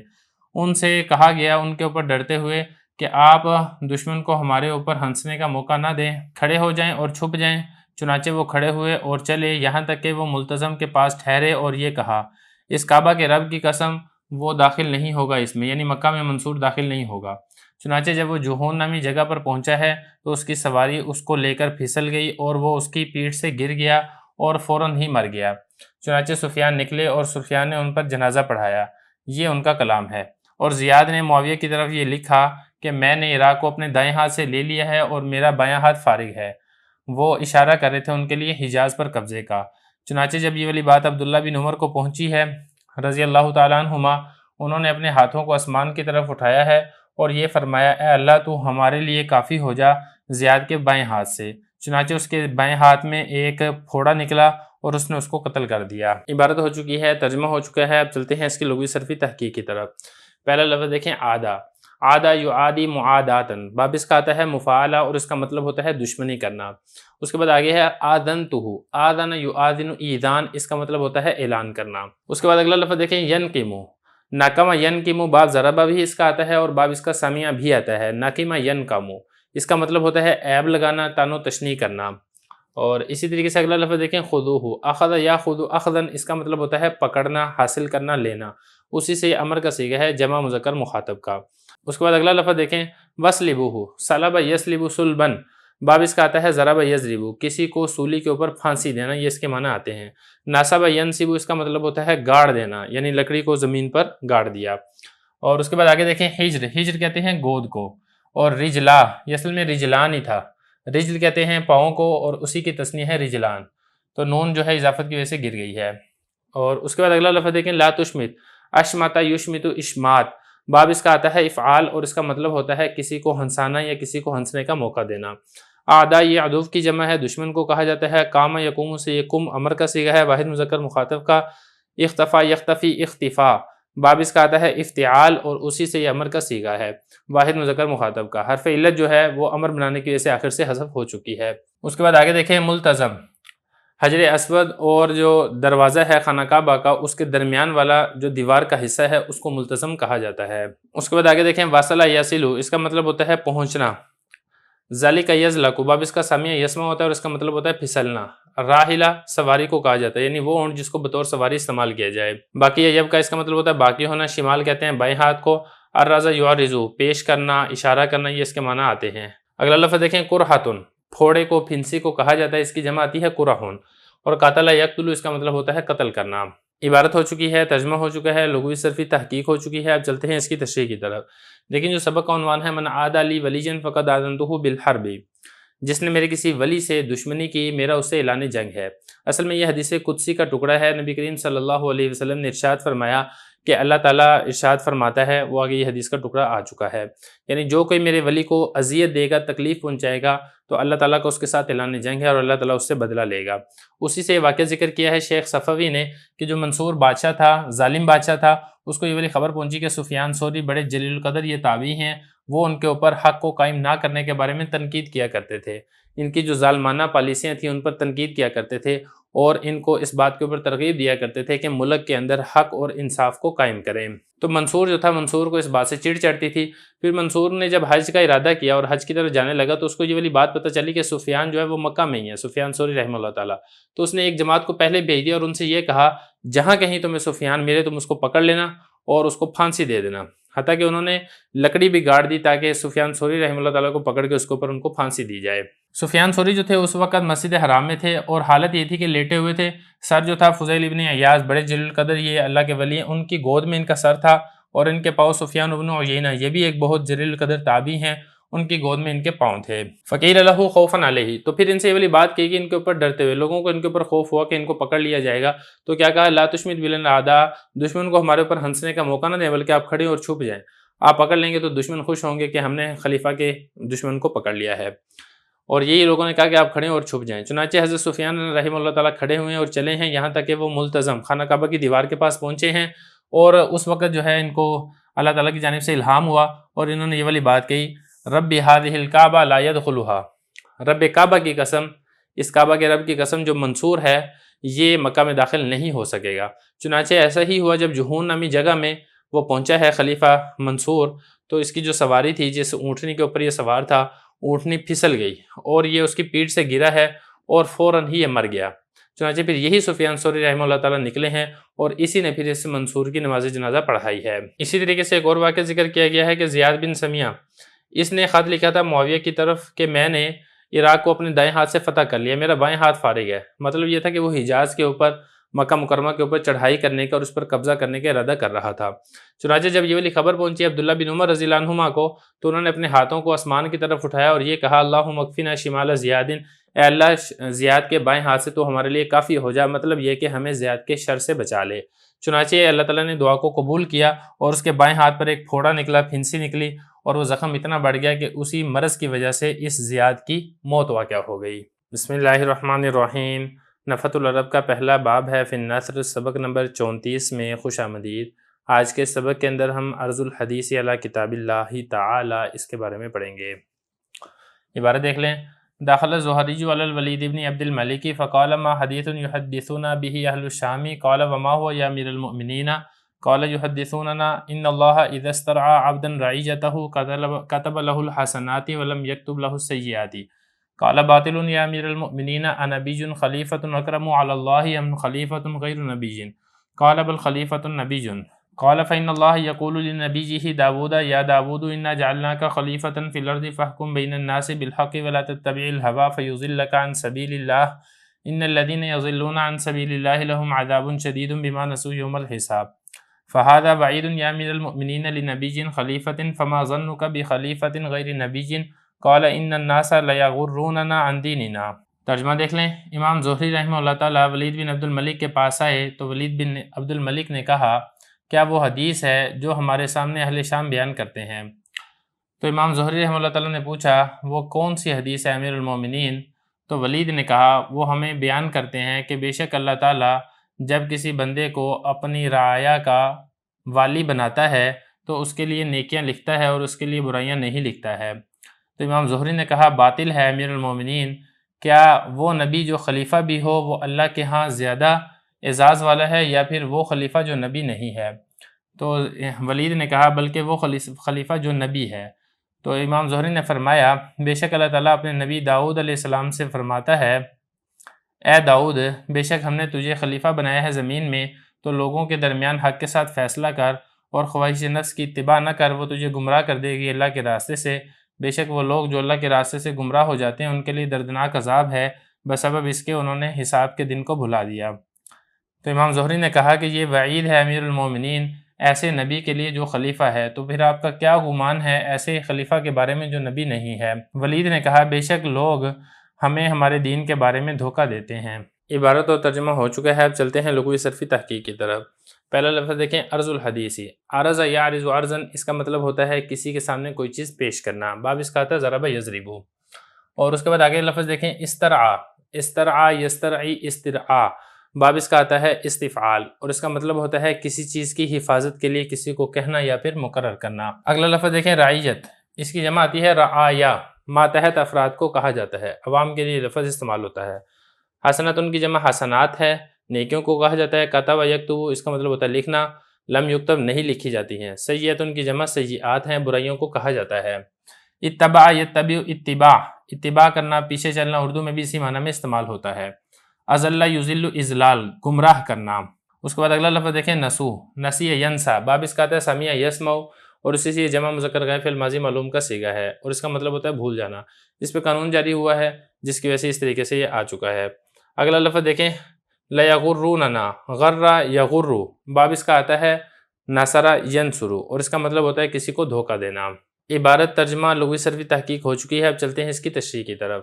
عنوان ہے ارض الحدیث علی کتاب اللہ، یعنی حدیث کو کتاب اللہ قرآن مجید پر پیش کرنا۔ مطلب یہ ہے کہ کسی حدیث کے مضمون کے بارے میں اگر دل میں کھٹکا پیدا ہو تو اس کو قرآن مجید کے احکام کے ساتھ موازنہ کر لینا چاہیے۔ اگر اس کا مضمون قرآن مجید کی کسی آیت سے ٹکراتا ہے تو پھر حدیث کو چھوڑ کے قرآن مجید کی آیت کو اختیار کر لینا چاہیے۔ اسی کا واقعہ ذکر کیا، امام زہری بڑے ایک جلیل القدر عالم گزرے ہیں، وہ ولید بن عبد الملک بادشاہ کے پاس آئے تو ولید بن عبد الملک نے اس سے پھر پوچھا کہ ایک حدیث ہے اس کے بارے میں بتائیں جو اہل شام ہمیں بیان کرتے ہیں۔ تو امام زہری رحمہ اللہ تعالیٰ نے پھر پوچھا امیر المومنین وہ کون سی حدیث ہے؟ تو ولید نے پھر حدیث سنائی کہ اللہ تعالیٰ جب کسی بندے کو اپنے اس کی رعایا کے اوپر حاکم بناتا ہے تو اس کی نیکیاں لکھتا ہے لیکن اس کی برائیاں نہیں لکھتا ہے۔ تو امام زہری رحمہ اللہ تعالیٰ نے فرمایا کہ امیر المومنین یہ حدیث باطل ہے۔ دلیل کیا دی ہے؟ دلیل یہ دی ہے کہ یہ والی جو حدیث ہے یہ قرآن مجید کی آیت کے خلاف ہے۔ قرآن مجید کی آیت کیا ہے؟ پھر پوچھا اس نے امام زہری نے ولید سے، آپ مجھے یہ بتائیں کیا وہ نبی جو خلیفہ ہو وہ زیادہ اللہ کے ہاں عزت والا ہے، احترام والا ہے، یا پھر وہ خلیفہ جو نبی نہیں ہے؟ تو ولید نے کہا بالکل ظاہر بات ہے کہ وہ خلیفہ جو نبی ہے وہ اللہ کے ہاں زیادہ اکرام والا ہے اور زیادہ احترام والا ہے۔ تو پھر آگے پھر امام زہری نے فرمایا کہ دیکھو اللہ اپنے نبی داؤد علیہ السلام سے فرماتا ہے، اے داؤد انا جلنا کا، ہم نے تمہیں زمین میں نائب اور خلیفہ بنایا ہے، لوگوں کے درمیان حق کے ساتھ فیصلہ کرو، خواہش نفس کی اتباع نہ کرو وگرنہ وہ تمہیں اللہ کے راستے سے گمراہ کر دیں گی۔ بے شک وہ لوگ جو اللہ کے راستے سے گمراہ ہوتے ہیں ان کے لیے دردناک عذاب ہے، بسبب اس کے انہوں نے حساب کے دن یعنی قیامت کے دن کو بھلا دیا ہے۔ تو دیکھیں پھر آگے کہا امام زہری نے کہ دیکھو اے امیر المومنین یہ وعید ہے جو اللہ نے اپنے نبی کو سنائی ہے جو کہ خلیفہ ہے، تو پھر آپ کا کیا گمان ہوگا ایسے خلیفہ کے بارے میں جو نبی نہیں ہے؟ تو ولید کو بات سمجھ میں آ گئی۔ ولید نے کہا کہ لوگ جو ہیں وہ ہمیں ہمارے دین کے بارے میں دھوکہ دیتے ہیں، یعنی بادشاہوں کا قرب حاصل کرنے کے لیے بادشاہ کے سامنے اس قسم کی غلط باتیں بیان کرتے ہیں۔ بسم اللہ الرحمن الرحیم۔ نفحۃ العرب کا پہلا باب ہے فی النثر، سبق نمبر 35 میں خوش آمدید۔ آج کے سبق کے اندر ہم التلمیح پڑھیں گے۔ عبارت دیکھ لیں، حکا صاحب الحدائق ان الفتح بن خاقانہ ذکر ابن السائق فی قلائد الاقیانی فقال فیہ ارمد عین الدین وکامد نفوس المہتدین لا یتطہر من جنابۃ ولا یظہر مخایل انابۃ فبلغ ذلك ابن السائق فمر یوما علی الفتح بن خاقانہ وهو جالس فی جماعت فسلم علی القوم وضرب علی کتف الفتح وقال انها شہادۃ یا فتح ومضى ولم يدر احد ما قال للفتح فتغیر لونه فقیل له ما قال لك فقال انی وصفته كما تعلمون في قلائد الاقیان فما بلغت منه بذلك عشر ما بلغ هو مني بهذه الكلمة فإنه أشار بها إلى قول المتنبي وإذا أتتك مذمتي من ناقص فهي الشهادة لي بأني كامل۔ ترجمہ دیکھ لیں، صاحب حدائق نے حکایت نقل کی ہے کہ فتح بن خاقان نے ابن سائق کا ذکر کیا قلائد اقیان کتاب میں، اور اس میں یہ کہا وہ دین کے عشوب چشم کا مریض ہے اور ہدایت یافتہ لوگوں کے دلوں کے رنج و غم کا سبب ہے۔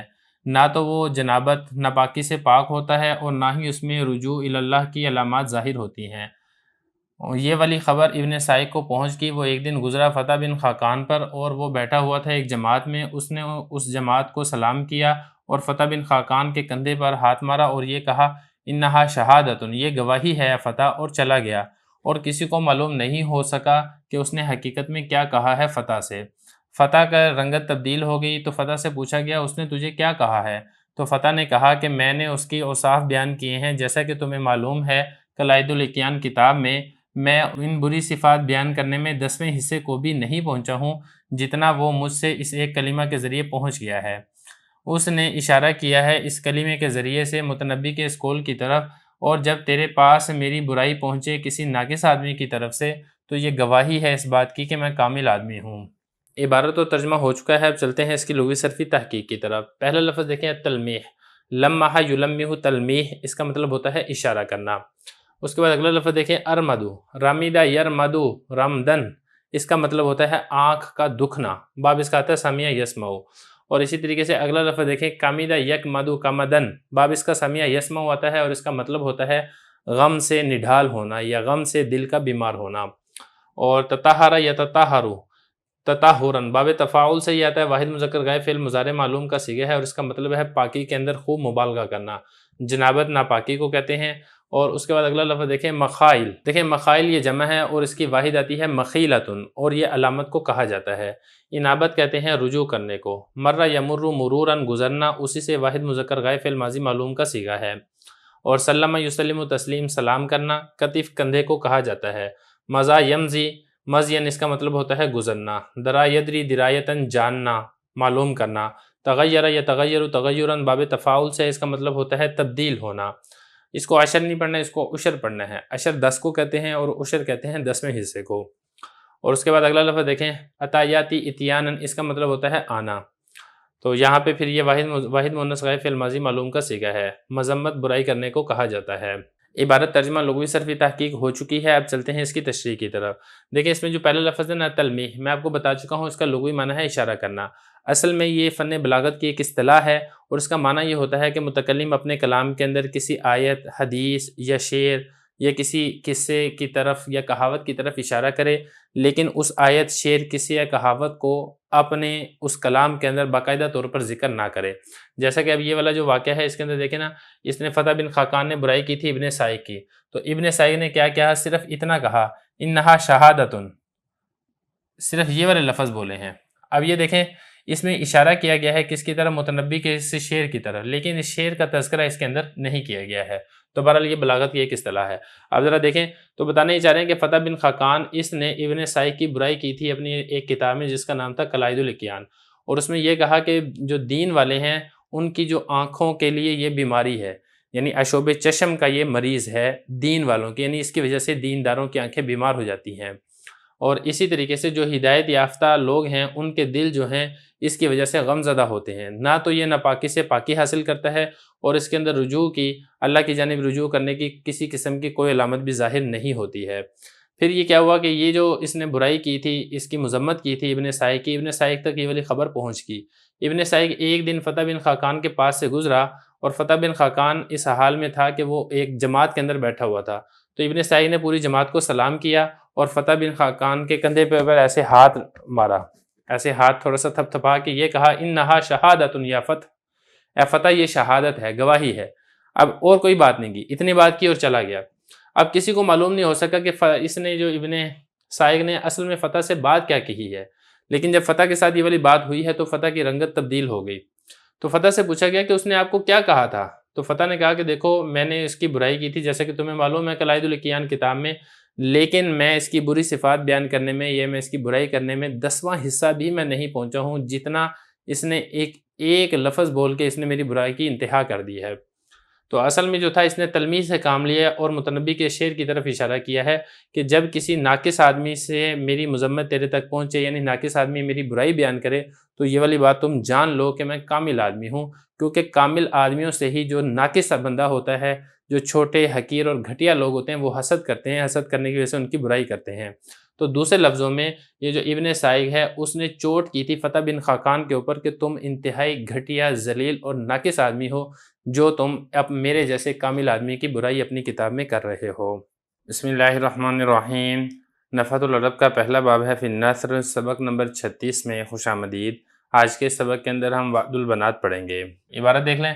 اول من منع عن الوادی سعسعۃ بن ناجیۃ جد الفرزدہ کی وذلک انہ اضل ناقتین لہ فخرج فی بغائہما فلما اجنہ اللیل رفعت لہ نار فامھا فاذا شیخ وامرأۃ ماخذ فسلم فرد الشیخ فسألہ عن الناقتین فقال وجدتہما وقد احیانا اللہ بہما ثم قال الشیخ لنساء کن عندہ ان جاءنا غلام فما ادری ما اصنع به وان جاءتنا جاریۃ فاقتلنها ولا اسمعن صوتها فجاءت جاریۃ فاشتراها صعصعۃ بناقتیہ وجملہ الذی رکبہ فی طلبہما وجعل ذلک سنۃ فکل من اراد ان یعید ابنۃ لہ جاءہ فاشتراها منہ بلقحتین وجمل فجاء الاسلام وقد فدا 300 موعودۃ۔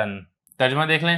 پہلا وہ شخص جس نے بچیوں کو زندہ دفن کرنے سے منع کیا وہ صعصع بن ناجیہ تھا جو کہ فرزدق کا دادا ہے، اور قصہ اس کا یہ ہے کہ اس نے اپنی 2 اونٹنیوں کو گم پایا، وہ ان کی تلاش میں نکلا اور جب اس پر رات چھا گئی تو اس کے لیے آگ کو بلند کیا گیا۔ اس نے وہاں کا ارادہ کیا تو دیکھا ایک بوڑھا شخص ہے اور ایک عورت ہے جس کو درد ذہ ہے۔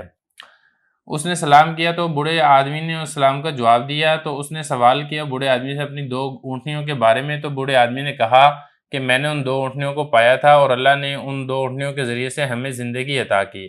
پھر برے شخص نے ان عورتوں سے کہا جو اس کے پاس موجود تھی، اگر تو لڑکا آیا تو مجھے نہیں معلوم میں کیا کروں گا اس کے ساتھ، اور اگر لڑکی آئی تو میں اس کو ضرور بضرور قتل کر دوں گا اور میں اس کی آواز تک نہیں سنوں گا۔ چنانچہ لڑکی پیدا ہوئی تو صعصع نے خرید لیا اس لڑکی کو 2 اونٹنیوں اور اس اونٹ کے بدلے میں جس کے اوپر اس نے سواری کی تھی اس 2 اونٹنیوں کی تلاش میں، اور اس نے پھر اس کو اپنا شیوا اور طریقہ بنا لیا۔ جو کوئی بھی ارادہ کرتا تھا اپنی بیٹی کو زندہ دفن کرنے کا تو صعصع اس کے پاس جاتا تھا اور اس بچی کو خرید لیتا تھا اس شخص سے 2 اونٹنیوں کے بدلے میں اور 1 اونٹ کے بدلے میں۔ پھر اسلام آ گیا اور وہ اس وقت تک 300 زندہ دفن ہونے والی بچیوں کو بچا چکا تھا۔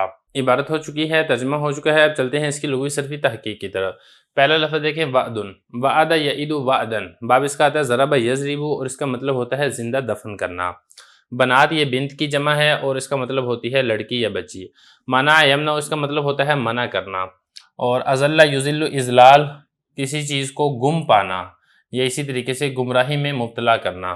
اس کے بعد اگلا لفظ دیکھیں بغائہما، بغا یہ بغا یبغی بغین و بغاءن، ضرب یضرب سے یہ مصدر ہے اور اس کا مطلب ہوتا ہے تلاش کرنا۔ اجنہ یجن اجنان، باب افعال سے یہ واحد مذکر غائب فعل ماضی معلوم کا صیغہ ہے۔ اجنانہ سے اجنہ ہو گیا اور اس کا مطلب ہوتا ہے چھا جانا۔ آگے دیکھیں اما یا امو امن، اس کا مطلب ہوتا ہے قصد کرنا، ارادہ کرنا۔ اس کے بعد اگلا لفظ دیکھیں ماخذ، ماخذ یمخذ، باب اس کا آتا ہے سمع یسمع اور اس کا مطلب ہوتا ہے درد ذہن میں مبتلا ہونا، یعنی عورت کا بچے کی پیدائش کے عمل سے گزرنا۔ سلم یسلم تسلیم، سلام کرنا، رد یرد سلام کا جواب دینا یا کسی چیز کو لوٹانا۔ احیا یحیی احیا، باب افعال سے ہے یہ، اس کا مطلب ہوتا ہے زندہ کرنا۔ اور اس کے بعد اگلا لفظ دیکھیں غلام، اس کی جمع آتی ہے اغلما، غلمان اس کی جمع آتی ہے لڑکے کو کہا جاتا ہے۔ صنع یصنع اس کا مطلب ہوتا ہے کام کرنا، کاریگری کرنا۔ جاریہ اس کی جمع آتی ہے جاریات، لڑکی کو لونڈی کو کہا جاتا ہے۔ قتل یقتل قتل کرنا، اسی سے یہ تاکید ثقیلہ کا صیغہ ہے۔ اگلا لفظ دیکھیں بلقحتین، اس کو لقحتین لام کے فتح کے ساتھ بھی پڑھ سکتے ہیں اور لقحتین لام کے کسرہ کے ساتھ بھی پڑھ سکتے ہیں۔ بہت زیادہ دودھ دینے والی اونٹنی کو کہا جاتا ہے، اس کی جمع آتی ہے لقاحن اور لقاحن۔ اس کے بعد اگلا لفظ دیکھیں فدا، فدا یفدی فداءن، باب اس کا آتا ہے ضرب یضرب، فدیہ دے کے کسی چیز کو چھڑوانا۔ عبارت اور ترجمہ ہو چکا ہے، لغوی صرفی تحقیق ہو چکی ہے، اب چلتے ہیں اس کی تشریح کی طرف۔ دیکھیں یہ جو قصہ ہے اس کا تعلق زمانہ جاہلیت کے ساتھ ہے۔ زمانہ جاہلیت کی جہاں پر دیگر برائیاں اور بری عادات تھی، وہاں پر ایک بڑی بری عادت یہ بھی تھی کہ وہ لڑکی کو زندہ دفن کر دیا کرتے تھے، ان سے نفرت کرتے تھے کہ ہمارے ہاں کسی بچی کی پیدائش نہ ہو۔ تو اس قصے کے اندر یہ بیان کیا جا رہا ہے کہ پہلا وہ شخص جس نے بچیوں کو زندہ دفن کرنے سے بچانے کی کوشش کی، یہ صعصع بن ناجیہ تھے، جو کہ فرزدق کے دادا ہیں۔ فرزدق کے زمانہ اسلام کے بڑے مشہور شاعر گزرے ہیں۔ تو یہ بتانے جا رہے ہیں کہ پہلا وہ شخص جس نے بچیوں کو زندہ دفن کرنے سے منع کیا وہ کون تھے؟ وہ صعصع تھے۔ اور قصہ اس کا یہ تھا کہ ان کی 2 اونٹنیاں گم ہو گئیں، وہ نکلے ہیں اس 2 اونٹنیوں کی تلاش میں۔ جب انہوں نے دیکھا کہ رات چھا گئی، یعنی تلاش میں جاتے رہے حتیٰ کہ چلتے چلتے رات ہو گئی، تو پھر ان کو ایک جگہ پہ آگ نظر آئی، آگ اٹھائی گئی تھی ان کے لیے، مطلب یہ کہ وہاں پہ آگ جل رہی تھی تو ان کو روشنی نظر آئی۔ جب یہ وہاں پر پہنچے ہیں، اب وہاں یعنی انہوں نے اس آگ کا جہاں پر آگ کا اعلیٰ روشن تھا اس جگہ کا قصد اور ارادہ کیا۔ جب وہاں پر پہنچے تو دیکھا وہاں پہ ایک بوڑھا شخص تھا اور ایک ایسی عورت تھی جو کہ درد ذہ میں تھی، مطلب یہ کہ اس کی ڈیلیوری کا وقت قریب تھا۔ تو سلام کیا جا کے اس بوڑھے آدمی نے سلام کا جواب دیا۔ تو یہ جو ساتھ ہے انہوں نے پھر اپنی 2 اونٹنیوں کے بارے میں پوچھا کہ میری 2 اونٹنیاں گم ہوئی ہیں، وہ تو آپ کو نہیں ملی۔ تو اس نے کیا کہا وجہ توما، میں نے ان 2 اونٹنیوں کو پا لیا تھا اور ہمیں اللہ نے ان 2 اونٹنیوں کی وجہ سے زندگی دی۔ مطلب کہنے کا یہ کہ بوڑھا آدمی نے یہ کہا تھا کہ جی ہاں وہ اونٹنیاں ہمیں مل گئی تھی اور ہم بھوکے تھے اور ہم نے وہ 2 اونٹنیاں پکا کر کھا لیں، جس کی وجہ سے ہمیں اللہ تعالیٰ نے دوبارہ زندگی دی، وگرنہ ممکن تھا کہ ہم بھوک کی وجہ سے مر جاتے۔ پھر بوڑھے آدمی کے پاس کچھ عورتیں تھیں، اس نے یہ کہا ان عورتوں سے اگر تو لڑکا پیدا ہوا تو مجھے نہیں پتا میں کیا کروں گا اس کے ساتھ، لیکن اگر لڑکی آ گئی یعنی لڑکی پیدا ہوئی تو میں اس کو ضرور قتل کر دوں گا، میں اس کی آواز تک نہیں سنوں گا۔ پھر خدا کی شان یہ کہ لڑکی پیدا ہو گئی، تو پھر جب صعصع نے دیکھا کہ یہ بوڑھا آدمی اس کو ضرور قتل کر دے گا تو صعصع نے کہا کہ بھائی 2 اونٹنیاں تو تم پہلے ہی میری کھا چکے ہو، وہ 2 اونٹنیاں اور ساتھ میرا یہ والا اونٹ بھی لے لو اور یہ جو بچی ہے تو مجھے فروخت کر دو۔ تو صعصع نے وہ بچی خرید لی 2 اونٹنیوں کے بدلے میں اور اس اونٹ کے بدلے میں جس کے اوپر وہ سوار ہو کے اپنی 2 اونٹنیوں کی تلاش میں آیا تھا۔ پھر اس نے اس کو اپنا ایک طریقہ بنا لیا، جو کوئی بھی اپنی بیٹی کو زندہ دفن کرنے کا ارادہ کرتا تھا تو یہ ان کے پاس جاتے تھے سا اور اس بچی کو 2 دودھ دینے والی اونٹنیاں اور ایک اونٹ کے بدلے میں خرید لیتے تھے، حتیٰ کہ پھر اسلام آ گیا اور یہ والی جو رسم تھی، بری رسم تھی، بالکل ختم ہوگی۔ بتایا جاتا ہے کہ اسلام کے آنے تک انہوں نے 300 بچیوں کو بچا لیا تھا، جن کو اگر یہ نہ بچاتے تو ان کو بھی مشرکین مکہ نے زندہ دفن کر دینا تھا۔ بسم اللہ الرحمن الرحیم۔ نفحۃ العرب کا پہلا باب ہے فی النثر، سبق نمبر 37 میں خوش آمدید۔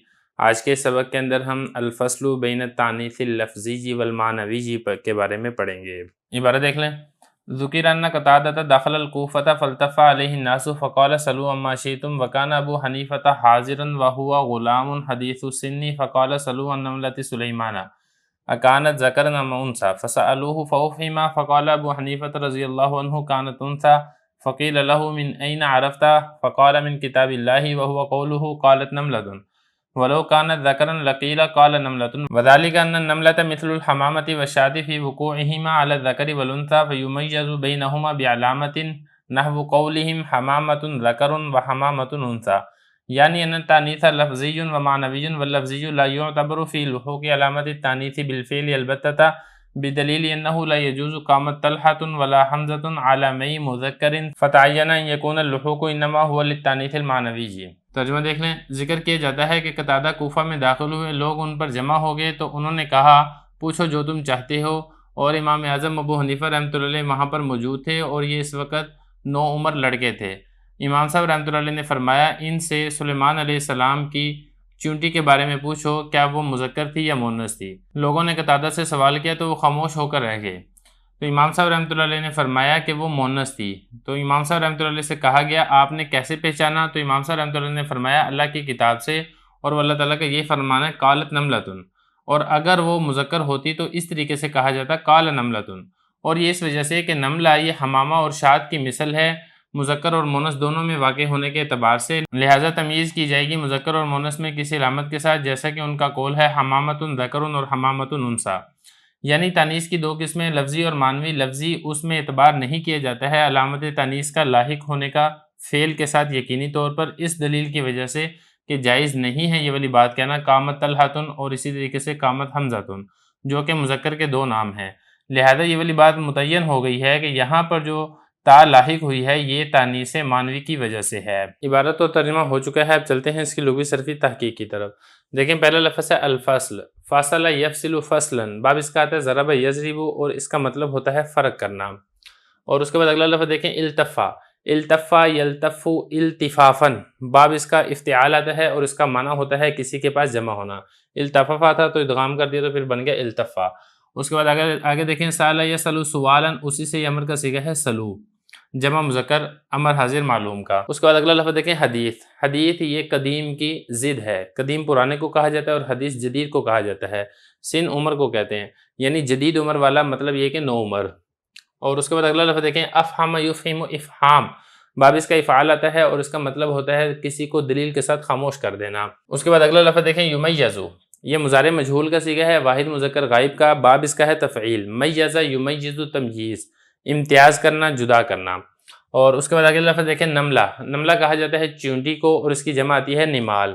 اسی طریقے سے حمامہ یہ کبوتر کو کہا جاتا ہے اور اس کی جمع آتی ہے حمائم۔ آگے دیکھیں لحوق، لاحق یلحق لحوقا، پیچھے سے کسی چیز کا شامل ہونا۔ دیکھیں ایک ہوتا ہے آگے سے کوئی چیز لگنا، اس کو دخول کہا جاتا ہے، اور پیچھے سے کوئی چیز شامل ہو تو اس کو لحوق کہا جاتا ہے۔ آگے دیکھیں تعین یتعین تعیین، کسی چیز کو متعین کرنا۔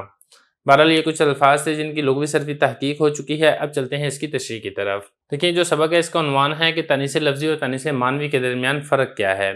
امام اعظم ابو حنیفہ رحمہ اللہ تعالیٰ بچپن سے ہی انتہائی ذہین، فطین اور عقل مند تھے، ان کی ذہانت اور عقل مندی کا واقعہ اس سبق سے پتہ چلتا ہے۔ واقعہ اس طریقے سے ہے کہ حضرت قتادہ وہ کوفہ میں جب داخل ہوئے تو لوگ ان کے پاس جمع ہو گئے، تو حضرت قتادہ نے کہا کہ تم میں سے جو بھی سوال کرنا چاہو سوال کر سکتے ہو۔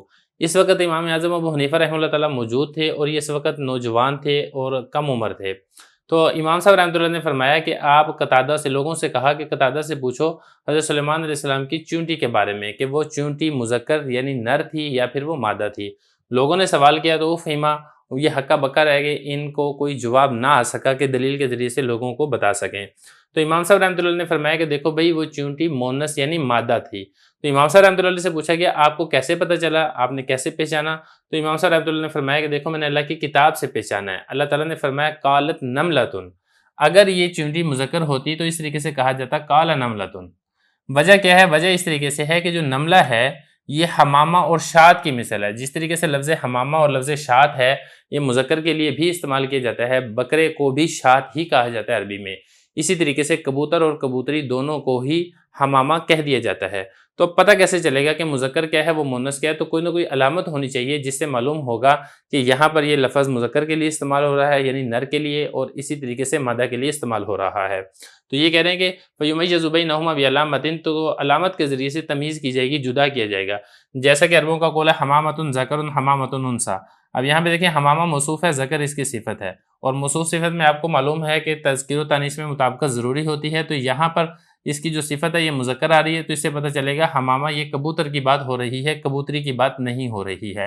اور یہاں پر جو صفت ہے یہ مونس آ رہی ہے، تو اس سے پتہ چلے گا کہ حمامہ یہ کبوتری کی بات ہو رہی ہے، کبوتر کی بات نہیں ہو رہی ہے۔ امام صاحب رحمۃ اللہ علیہ کی دلیل سمجھنے سے پہلے آپ مسئلہ سمجھ لیں، مسئلہ کیا ہے؟ دیکھیں تانیث کی دو قسمیں ہیں، ایک ہے تانیث لفظی اور دوسری ہے تانیث معنوی۔ تانیث لفظی یہ جس کے آخر میں لفظوں کے اندر گولتا موجود ہو، جیسا کہ طلحہ، اور معنوی جیسا کہ زینب۔ معنوی جو ہوتی ہے نا وہ حقیقتاً تانیث ہوتی ہے، یعنی مونس کے لیے وہ لفظ استعمال کیا جاتا ہے۔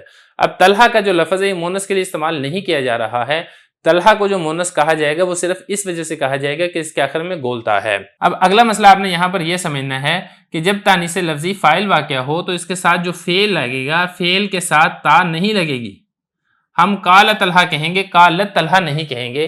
وجہ کیا ہے؟ کیونکہ یہ جو طلحہ ہے یہ حقیقت میں مونس ہے ہی نہیں ہے، لیکن جو تانیث معنوی ہے اس کے ساتھ جب فعل لگے گا اس کے آخر میں تا ضرور لگے گی، جیسے کہا جائے گا قالت زینب۔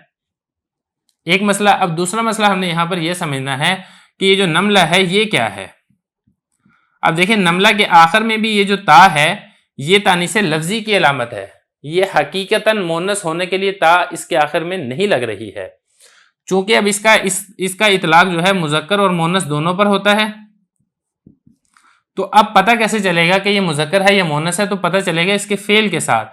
آپ اس کے فعل میں غور کریں، اگر تو یہ مذکر ہوتی تو پھر اس کے فعل کے آخر میں تا موجود نہ ہوتی، کیونکہ آپ پڑھ چکے ہیں تانیث لفظی جب فاعل واقع ہو تو اس کے ساتھ جو فعل لگتا ہے اس کے آخر میں تا نہیں لگتی ہے، لیکن یہاں پر تا لگ رہی ہے، تو پتہ چلے گا کہ یہ جو نملہ ہے اس سے مراد حقیقتاً چیونٹی مراد ہے، چیونٹا مراد نہیں ہے، لہذا اس کے ساتھ جو فعل لگے گا اس کے ساتھ تا بھی لگے گی۔ تو یہ دلیل ہے جس کی وجہ سے امام صاحب رحمۃ اللہ علیہ نے فرمایا کہ یہ قالت سے واضح ہو رہا ہے کہ نملہ چیونٹی ہے، چیونٹا نہیں ہے۔ ذرا عبارت دیکھیں، امام صاحب رحمۃ اللہ علیہ فرماتے ہیں کہ اللہ تعالیٰ نے فرمایا قالت نملۃ، اگر مذکر ہوتی تو اس طریقے سے کہا جاتا قال نملۃ۔ وجہ یہ ہے کہ جو نملہ ہے یہ حمامہ کی مثل ہے، حمامہ اور شاد کی مثل ہے، اس لیے کہ مذکر اور مؤنث دونوں کے لیے یہ لفظ واقع ہوتا ہے، لہٰذا تمیز کی جائے گی مذکر اور مؤنث میں کسی علامت کے ساتھ، جیسا کہ ان کا قول ہے حمامۃ ذکر حمامۃ انثیٰ۔ تو یہاں پہ دیکھیں صفت چونکہ مذکر ہے تو پتہ چلے گا کہ حمامہ یہ مذکر کبوتر کے بارے میں بات ہو رہی ہے، اور یہاں پر صفت چونکہ مؤنث ہے تو پتہ چلے گا کہ یہ حمامہ کبوتری کے بارے میں بات ہو رہی ہے۔ یعنی مطلب یہ ہے کہ تانیث کی دو قسمیں لفظی اور معنوی۔ جو تانیث لفظی ہے اس میں علامت تانیث فعل کے ساتھ لاحق ہونے کا بالکل اعتبار نہیں کیا جاتا، بالکل اعتبار نہیں کیا جاتا۔ اس کا مطلب یہ ہے کہ فعل کے آخر میں تا لگانا جو کہ مؤنث کے لیے استعمال ہوتی ہے وہ جائز نہیں ہے۔ دلیل کیا ہے؟ دلیل یہ ہے کہ دیکھیں قامت طلحہ تو کہنا، اسی طریقے سے قامت حمزہ تو کہنا جائز نہیں ہے، کیونکہ یہ دونوں تانیث لفظی ہیں اور اس کے ساتھ جو فعل ہے اس کے آخر میں تا نہیں آتی ہے، تو تا کا نہ آنا یہ دلیل ہے کہ تا لانا جائز نہیں ہے، جو کہ مذکر کے دو علم ہے۔ تو یہ والی بات متعین ہو جائے گی کہ یہاں پر جو فعل کے آخر میں تا لگ رہی ہے یہ اس لیے لگ رہی ہے کیونکہ یہ جو تانیث ہے نملہ میں یہ لفظی نہیں ہے بلکہ یہ معنوی ہے۔ بسم اللہ الرحمن الرحیم۔ نفحۃ العرب کا پہلا باب ہے فی النثر، سبق نمبر 38 میں خوش آمدید۔ آج کے سبق کے اندر ہم الکنایہ پڑھیں گے۔ عبارت دیکھ لیں، لقی شیطان الطاقی رجلا من الخوارج وبیدہ سیف فقال له الخارجی واللہ لاقتلنک او تبرأ من علی فقال انا من علی ومن عثمان بری۔ ترجمہ دیکھ لیں، شیطان طاق ملا ایک آدمی سے جو کہ خارجی تھا اور اس کے ہاتھ میں تلوار تھی۔ خارجی نے شیطان طاق سے کہا اللہ کی قسم میں تجھے ضرور قتل کر دوں گا یا پھر تو علی سے برات کا اظہار کر۔ تو شیطان طاق نے کہا انا من علی جی ومن عثمان بریون۔ عبارت اور ترجمہ ہو چکا ہے، اب چلتے ہیں لغوی صرفی تحقیق کی طرف۔ پہلا لفظ دیکھیں الکنایا، باب اس کا ضربہ بھی آتا ہے کنا یکنی، اور باب اس کا نصرہ بھی آتا ہے کنا یکنو کنایتن، اور اس کا مطلب ہوتا ہے لفظ بولنا اور غیر مدلول کا ارادہ کرنا۔ اور اس کے بعد اگلا لفظ دیکھیں تبرہ، پہلے بری کو دیکھ لیں پھر تبرہ کی بات کرتے ہیں۔ بری یبرا، باب اس کا آتا ہے سمیع یسمع فہو بریون، اس کی جمع آتی ہے ابریا، اور اس کا معنی ہوتا ہے بے قصور ہونا، یا جو باب ہے باب کا معنی ہوتا ہے بری ہونا، علیحدہ ہونا، اس معنی میں استعمال ہوتا ہے۔ اب اس کو دیکھیں، یہ باب تفاعل سے ہے، تبرع یتبرع تبرعا، یہ وہی اسی کے معنی کے اندر ہی استعمال ہو رہا ہے برات کے معنی میں، یعنی اپنے آپ کو بری اور بے قصور قرار دینا، اس معنی میں استعمال ہوتا ہے، اسی سے یہ امر کا صیغہ ہے۔ یہ لغوی صرفی تحقیق ہو چکی ہے، اب چلتے ہیں اس کی تشریح کی طرف۔ دیکھیں جو کنایہ ہے اس کا لغوی معنی ہوتا ہے اشارہ کرنا، لیکن یہ ایک فن بلاغت کی ایک اصطلاح ہے، اور فن بلاغت کی اصطلاح میں کنایہ کہتے ہیں کہ لفظ بول کر اس کا لازم معنی مراد لیا جائے۔ اس کی مثال ایسے ہے فلان کثیر الرمادی، کہ فلاں آدمی بہت زیادہ راکھ والا ہے۔ اب یہ دیکھیں یہ والا جملہ بول کر لازم معنی سخاوت مراد لینا، اسی کو کنایہ کہا جاتا ہے۔ مطلب کہنے کا یہ ہے، لیکن یہ جو لازم معنی ہے اس وقت ذہن اس کی طرف ذہن فوراً نہیں منتقل ہوتا ہے، بلکہ کئی واسطوں کے ذریعے سے اس تک ذہن پہنچتا ہے۔ مثلا یہی والی مثال لے لیں آپ کہ آدمی کثیر راکھ والا ہے، تو کثیر راکھ والا ہے مطلب یہ کہ اس کے پاس لکڑیاں زیادہ جلتی ہیں۔ اب لکڑیاں زیادہ کیوں جلتی ہیں؟ وجہ یہ ہے کہ اس کے پاس کھانا زیادہ پکتا ہے۔ کھانا زیادہ کیوں پکتا ہے؟ کیونکہ اس کے پاس مہمان زیادہ آتے ہیں۔ مہمان زیادہ کیوں آتے ہیں؟ کیونکہ وہ بہت زیادہ سخی ہے۔ تو اب یہ دیکھیں سخاوت تک پہنچ تو رہے ہیں لیکن کئی واسطوں کے ذریعے سے پہنچ رہے ہیں، تو اس کو فن بلاغت کی اصطلاح میں کنایہ کہا جاتا ہے۔ لیکن سمجھنے کی بات یہاں پر یہ ہے کہ یہ فن بلاغت والا کنایہ یہاں پر مراد نہیں ہے، بلکہ یہاں پر عرف عام میں جو کنایہ مراد لیا جاتا ہے یہ وہ مراد ہے۔ اب عرف عام میں کنایہ کس کو کہا جاتا ہے؟ دیکھیں عرف عام میں کنایہ کا مطلب یہ ہے کہ متکلم کسی چیز کو ایسے لفظ کے ساتھ تعبیر کرے جس لفظ کے دو معنی بنتے ہوں، ایک معنی قریب ہو اور دوسرا معنی بعید ہو، اور جو ذہن ہے وہ لفظ سن کے قریبی معنی تک جائے، لیکن جو متکلم ہے اس کی مراد وہ قریبی معنی نہ ہو بلکہ اس کی مراد وہ دور والا معنی ہو، اور وہ جو دور والا معنی متکلم مراد لے رہا ہے اس پر جو دلالت ہے وہ صراحتاً نہ ہو رہی ہو بلکہ کسی قرینے کے ذریعے سے ہو رہی ہو، تو اس کو کہا جاتا ہے کنایہ۔ اس کی مثال ایسے ہے جیسے کہ حضرت ابوبکر صدیق رضی اللہ عنہ جب حضور صلی اللہ علیہ وسلم کے ساتھ سفر ہجرت پر تھے، تو جب ایک پوچھنے والے نے ان سے پوچھا راستے میں من ھذا، یہ تمہارے ساتھ کون ہے؟ تو حضرت ابوبکر صدیق رضی اللہ عنہ نے ارشاد فرمایا ہادن یہدینی، یہ ایک رہنمائی کرنے والے ہیں جو میری رہنمائی کر رہے ہیں۔ اب جس نے سوال کیا تھا وہ تو یہ سمجھا کہ یہ راستہ دکھلانے والے ہیں، لیکن حضرت ابوبکر صدیق رضی اللہ عنہ کی مراد راستہ دکھلانا نہیں تھا، بلکہ ان کی مراد یہ تھی کہ یہ رہبر اسلام ہیں جو کہ مجھے دین اسلام کا سیدھا راستہ دکھاتے ہیں، تو اس کو کنایہ کہا جاتا ہے۔ اب آپ نے یہاں پر یہ سمجھنا ہے کہ شیطان طاق نے جو یہ جملہ بولا تھا نا انا من علی جی ومن عثمان بریون، یہ بھی ذو معنی جملہ ہے، اس کے بھی دو معنی نکلتے ہیں، ایک تو قریب ہے اور دوسرا بعید ہے۔ جو خارجی تھا اس نے قریب والا مطلب سمجھا کہ جو یہ شیطان طاق ہے وہ یہ کہنا چاہ رہا ہے کہ میں علی اور عثمان دونوں سے بری ہوں، لیکن جو شیطان طاق تھا اس کا مطلب یہ نہیں تھا، بلکہ اس کا مطلب یہ تھا انا من علی جن، میں علی والوں میں سے ہوں، علی سے محبت کرنے والوں میں سے ہوں، ومن عثمان بریون، اور میں عثمان سے برات کا اظہار کرتا ہوں۔ تو یہاں پر اس نے چلاکی کا یہ مظاہرہ کیا اپنی جان بچانے کے لیے، یہ تو کہہ دیا انا من علی جن ومن عثمان بری، لیکن برات جو تھا نا یہ اس کا تعلق اس کے ساتھ نہیں، اس کا تعلق صرف اور صرف اس نے اس کے ساتھ قرار دیا من عثمان سے۔ اب ذرا عبارت دیکھیں، فرما رہے ہیں شیطان طاق خارجیوں میں سے ایک بندے کو ملا اس حال میں کہ اس بندے کے ہاتھ میں کیا تھی؟ تلوار تھی۔ تو خارجی نے کیا کہا؟ میں تجھے ضرور بھی ضرور قتل کر دوں گا، وگرنہ یہ ہے کہ تو حضرت علی سے برات کا اظہار کر۔ چونکہ خارجی ایک گمراہ فرقہ تھا، گروہ تھا جو کہ حضرت علی رضی اللہ عنہ سے نفرت کیا کرتے تھے، ان پر تبرہ کیا کرتے تھے، تو خارجی نے بھی اس وقت یہی کہا۔ تو اب یہ جو تھا شیطان تھا کہ یہ حضرت علی رضی اللہ عنہ سے محبت کرتا تھا، لیکن یہ حضرت عثمان غنی رضی اللہ عنہ کے بارے میں کینہ اور بغض رکھتا تھا، تو اس نے اپنا آپ بچانے کے لیے، اپنا عقیدہ بچانے کے لیے اس نے کنایے سے کام لیا کہ لفظ ایسا بولا تاکہ مخاطب یہ سمجھے کہ جو لفظ ہے اس کا قریب والا معنی یعنی میں علی سے بری ہوں یہ مراد ہے، لیکن جو متکلم ہے اس کی مراد یہ نہیں بلکہ بعید والا معنی ہے کہ علی سے نہیں بلکہ میں عثمان سے بری ہوں۔ بسم اللہ الرحمن الرحیم۔ نفحۃ العرب کا پہلا باب ہے فی النثر، سبق نمبر 39 میں خوش آمدید۔ آج کے سبق کے اندر بھی ہم الکنایۃ و اذن پڑھیں گے۔ عبارت دیکھ لیں۔ وَدَخَلَ مَوْلَى الطَّائِّ عَلَى ابْنِ السَّرِّجِّ يَعُودُهُ فِي مَرَضِهِ فَأَنشَدَ شِعْرًا يَقُولُ فِيهِ فَأُقْسِمُ إِن مَنَّ الْإِلَٰهُ بِصِحَّةٍ وَنَالَ السَّرِّجَّ ابْنَ السَّرِّجِّ شِفَاءُ لَا أَرْتَحِلَنَّ الْعِيسَ شَهْرًا بِحَجَّةٍ وَيُعْتَقُ شُكْرًا سَالِمٌ وَجَفَاءُ فلما خرج من عنده قال اصحابه والله ما نعلم عبدك سالما ولا عبدك جفاعا فمن اردت ان تعتق قال هما هرتان عندي والحج فریضة واجبة فما علی في قولی شیء ان شاء اللہ۔ ترجمہ دیکھ لیں۔ اور داخل ہوئے ہیں مولا طائی ابن سری پر، عیادت کر رہے تھے ان کی بیماری میں، اور ایک شعر پڑھا، اور اس شعر میں مولا طائی نے یہ کہا: میں قسم اٹھاتا ہوں اگر اللہ تعالیٰ نے احسان کیا صحت کے ساتھ اور سری بن سری کو شفا حاصل ہو گئی تو میں ضرور بضرور ایک بھورے رنگ کے اونٹ پر 1 مہینے کا سفر کروں گا حج کے لیے، اور شکرانے کے طور پر سالم اور جفا کو آزاد کیا جائے گا۔ جب وہ نکلے ان کے پاس سے تو ان کے ساتھیوں نے کہا: اللہ کی قسم ہمیں معلوم نہیں ہے تمہارے کسی غلام سالم کا، اور نہ ہی ہم تمہارے غلام جفا کو جانتے ہیں، آپ نے کس کا ارادہ کیا ہے آزاد کرنے کا؟ مولا طائی نے کہا کہ وہ دونوں میری بلیاں ہیں، اور حج میرے اوپر فرض واجب ہے، نہیں ہے مجھ پر کوئی چیز لازم میرے اس قول میں، اگر اللہ نے چاہا۔ عبارت اور ترجمہ ہو چکا ہے، اب چلتے ہیں اس کی لغوی صرفی تحقیق کی طرف۔ پہلا لفظ دیکھیں یعود، عاد یعود، اس کا مطلب ہوتا ہے واپس لوٹنا اور عیادت کرنا، یہاں پر مراد ہے عیادت کرنا۔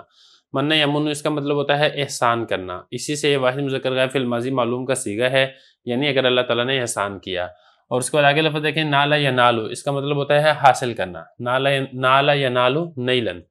اور اس کے بعد اگلا لفظ دیکھیں شفاؤن، شفا یشفی، شفا باب اس کا ضرب یضرب ہوتا ہے، اور اس کا مطلب ہوتا ہے شفا یابی۔ اس کے بعد اگلا لفظ دیکھیں لاحلن، ارتحل یرتحل ارتحال، کوچ کرنا، سفر کرنا، اس معنی کے اندر یہ استعمال ہوتا ہے۔ واحد متکلم مستقبل بانون تاکید ثقیلہ کا یہ صیغہ ہے۔ اس کے بعد اگلا لفظ دیکھیں العیس، یہ واحد ہے، اس کی جمع آتی ہے آیس، بھورے رنگ کے اونٹ کو کہا جاتا ہے۔ اور اس کے بعد اگلا لفظ دیکھیں آتق یعتق اعتاق، اس کا مطلب ہوتا ہے آزاد کرنا۔ اور ہرہ، یہ بلی کو کہا جاتا ہے، ہرتان بلی کی تثنیہ ہے، اور اس کی جمع آتی ہے ہرر۔ عبارت ترجمہ لغوی صرفی تحقیق ہو چکی ہے، اب چلتے ہیں اس کی تشریح کی طرف۔ تو دیکھیں واقعہ بڑا آسان ہے کہ مولا طائی جو تھے یہ ابن سری کے پاس گئے ہیں عیادت کے لیے، کیونکہ ابن سری بیمار تھے تو مرض کے اندر ان کی عیادت کے لیے گئے ہیں، تو پھر مولا طائی نے وہاں پر شعر پڑھا۔ شعر کیا پڑھے؟ یہ 2 شعر پڑھے تھے کہ میں قسم اٹھاتا ہوں اگر اللہ نے احسان کیا صحت کے ساتھ اور ابن سری کو شفا حاصل ہوگی تو میں کیا کروں گا، میں بھورے رنگ کے اونٹ پر کوچ کروں گا، 1 مہینے کا سفر کروں گا حج کے لیے، اور شکرانے کے طور پر میں آزاد کروں گا کس کو؟ سالم کو اور جفا کو۔ تو جب یہ والے شعر کیا کہ باہر نکلا ہے تو پھر ان کے جو ساتھی تھے اس کے مولا طائی کے، ان کے ساتھیوں نے کہا کہ آپ نے کہا کہ شکرانے کے طور پہ سالم اور جفا غلام کو آزاد کروں گا میں، ہمیں نہیں معلوم کہ آپ کا کوئی غلام ایسا ہے جس کا نام ہو، نہ ہی ہم کسی جفا غلام کو جانتے ہیں، تو آپ نے کس غلام کو آزاد کرنے کا ارادہ کیا ہے؟ تو اس نے کہا کہ بھئی یہ دونوں جو ہیں بلیوں کے نام ہیں، سالم بھی اور جفا بھی، میرا کوئی غلام نہیں ہے، میں نے تو بلیوں کی آزادی کی بات کی تھی۔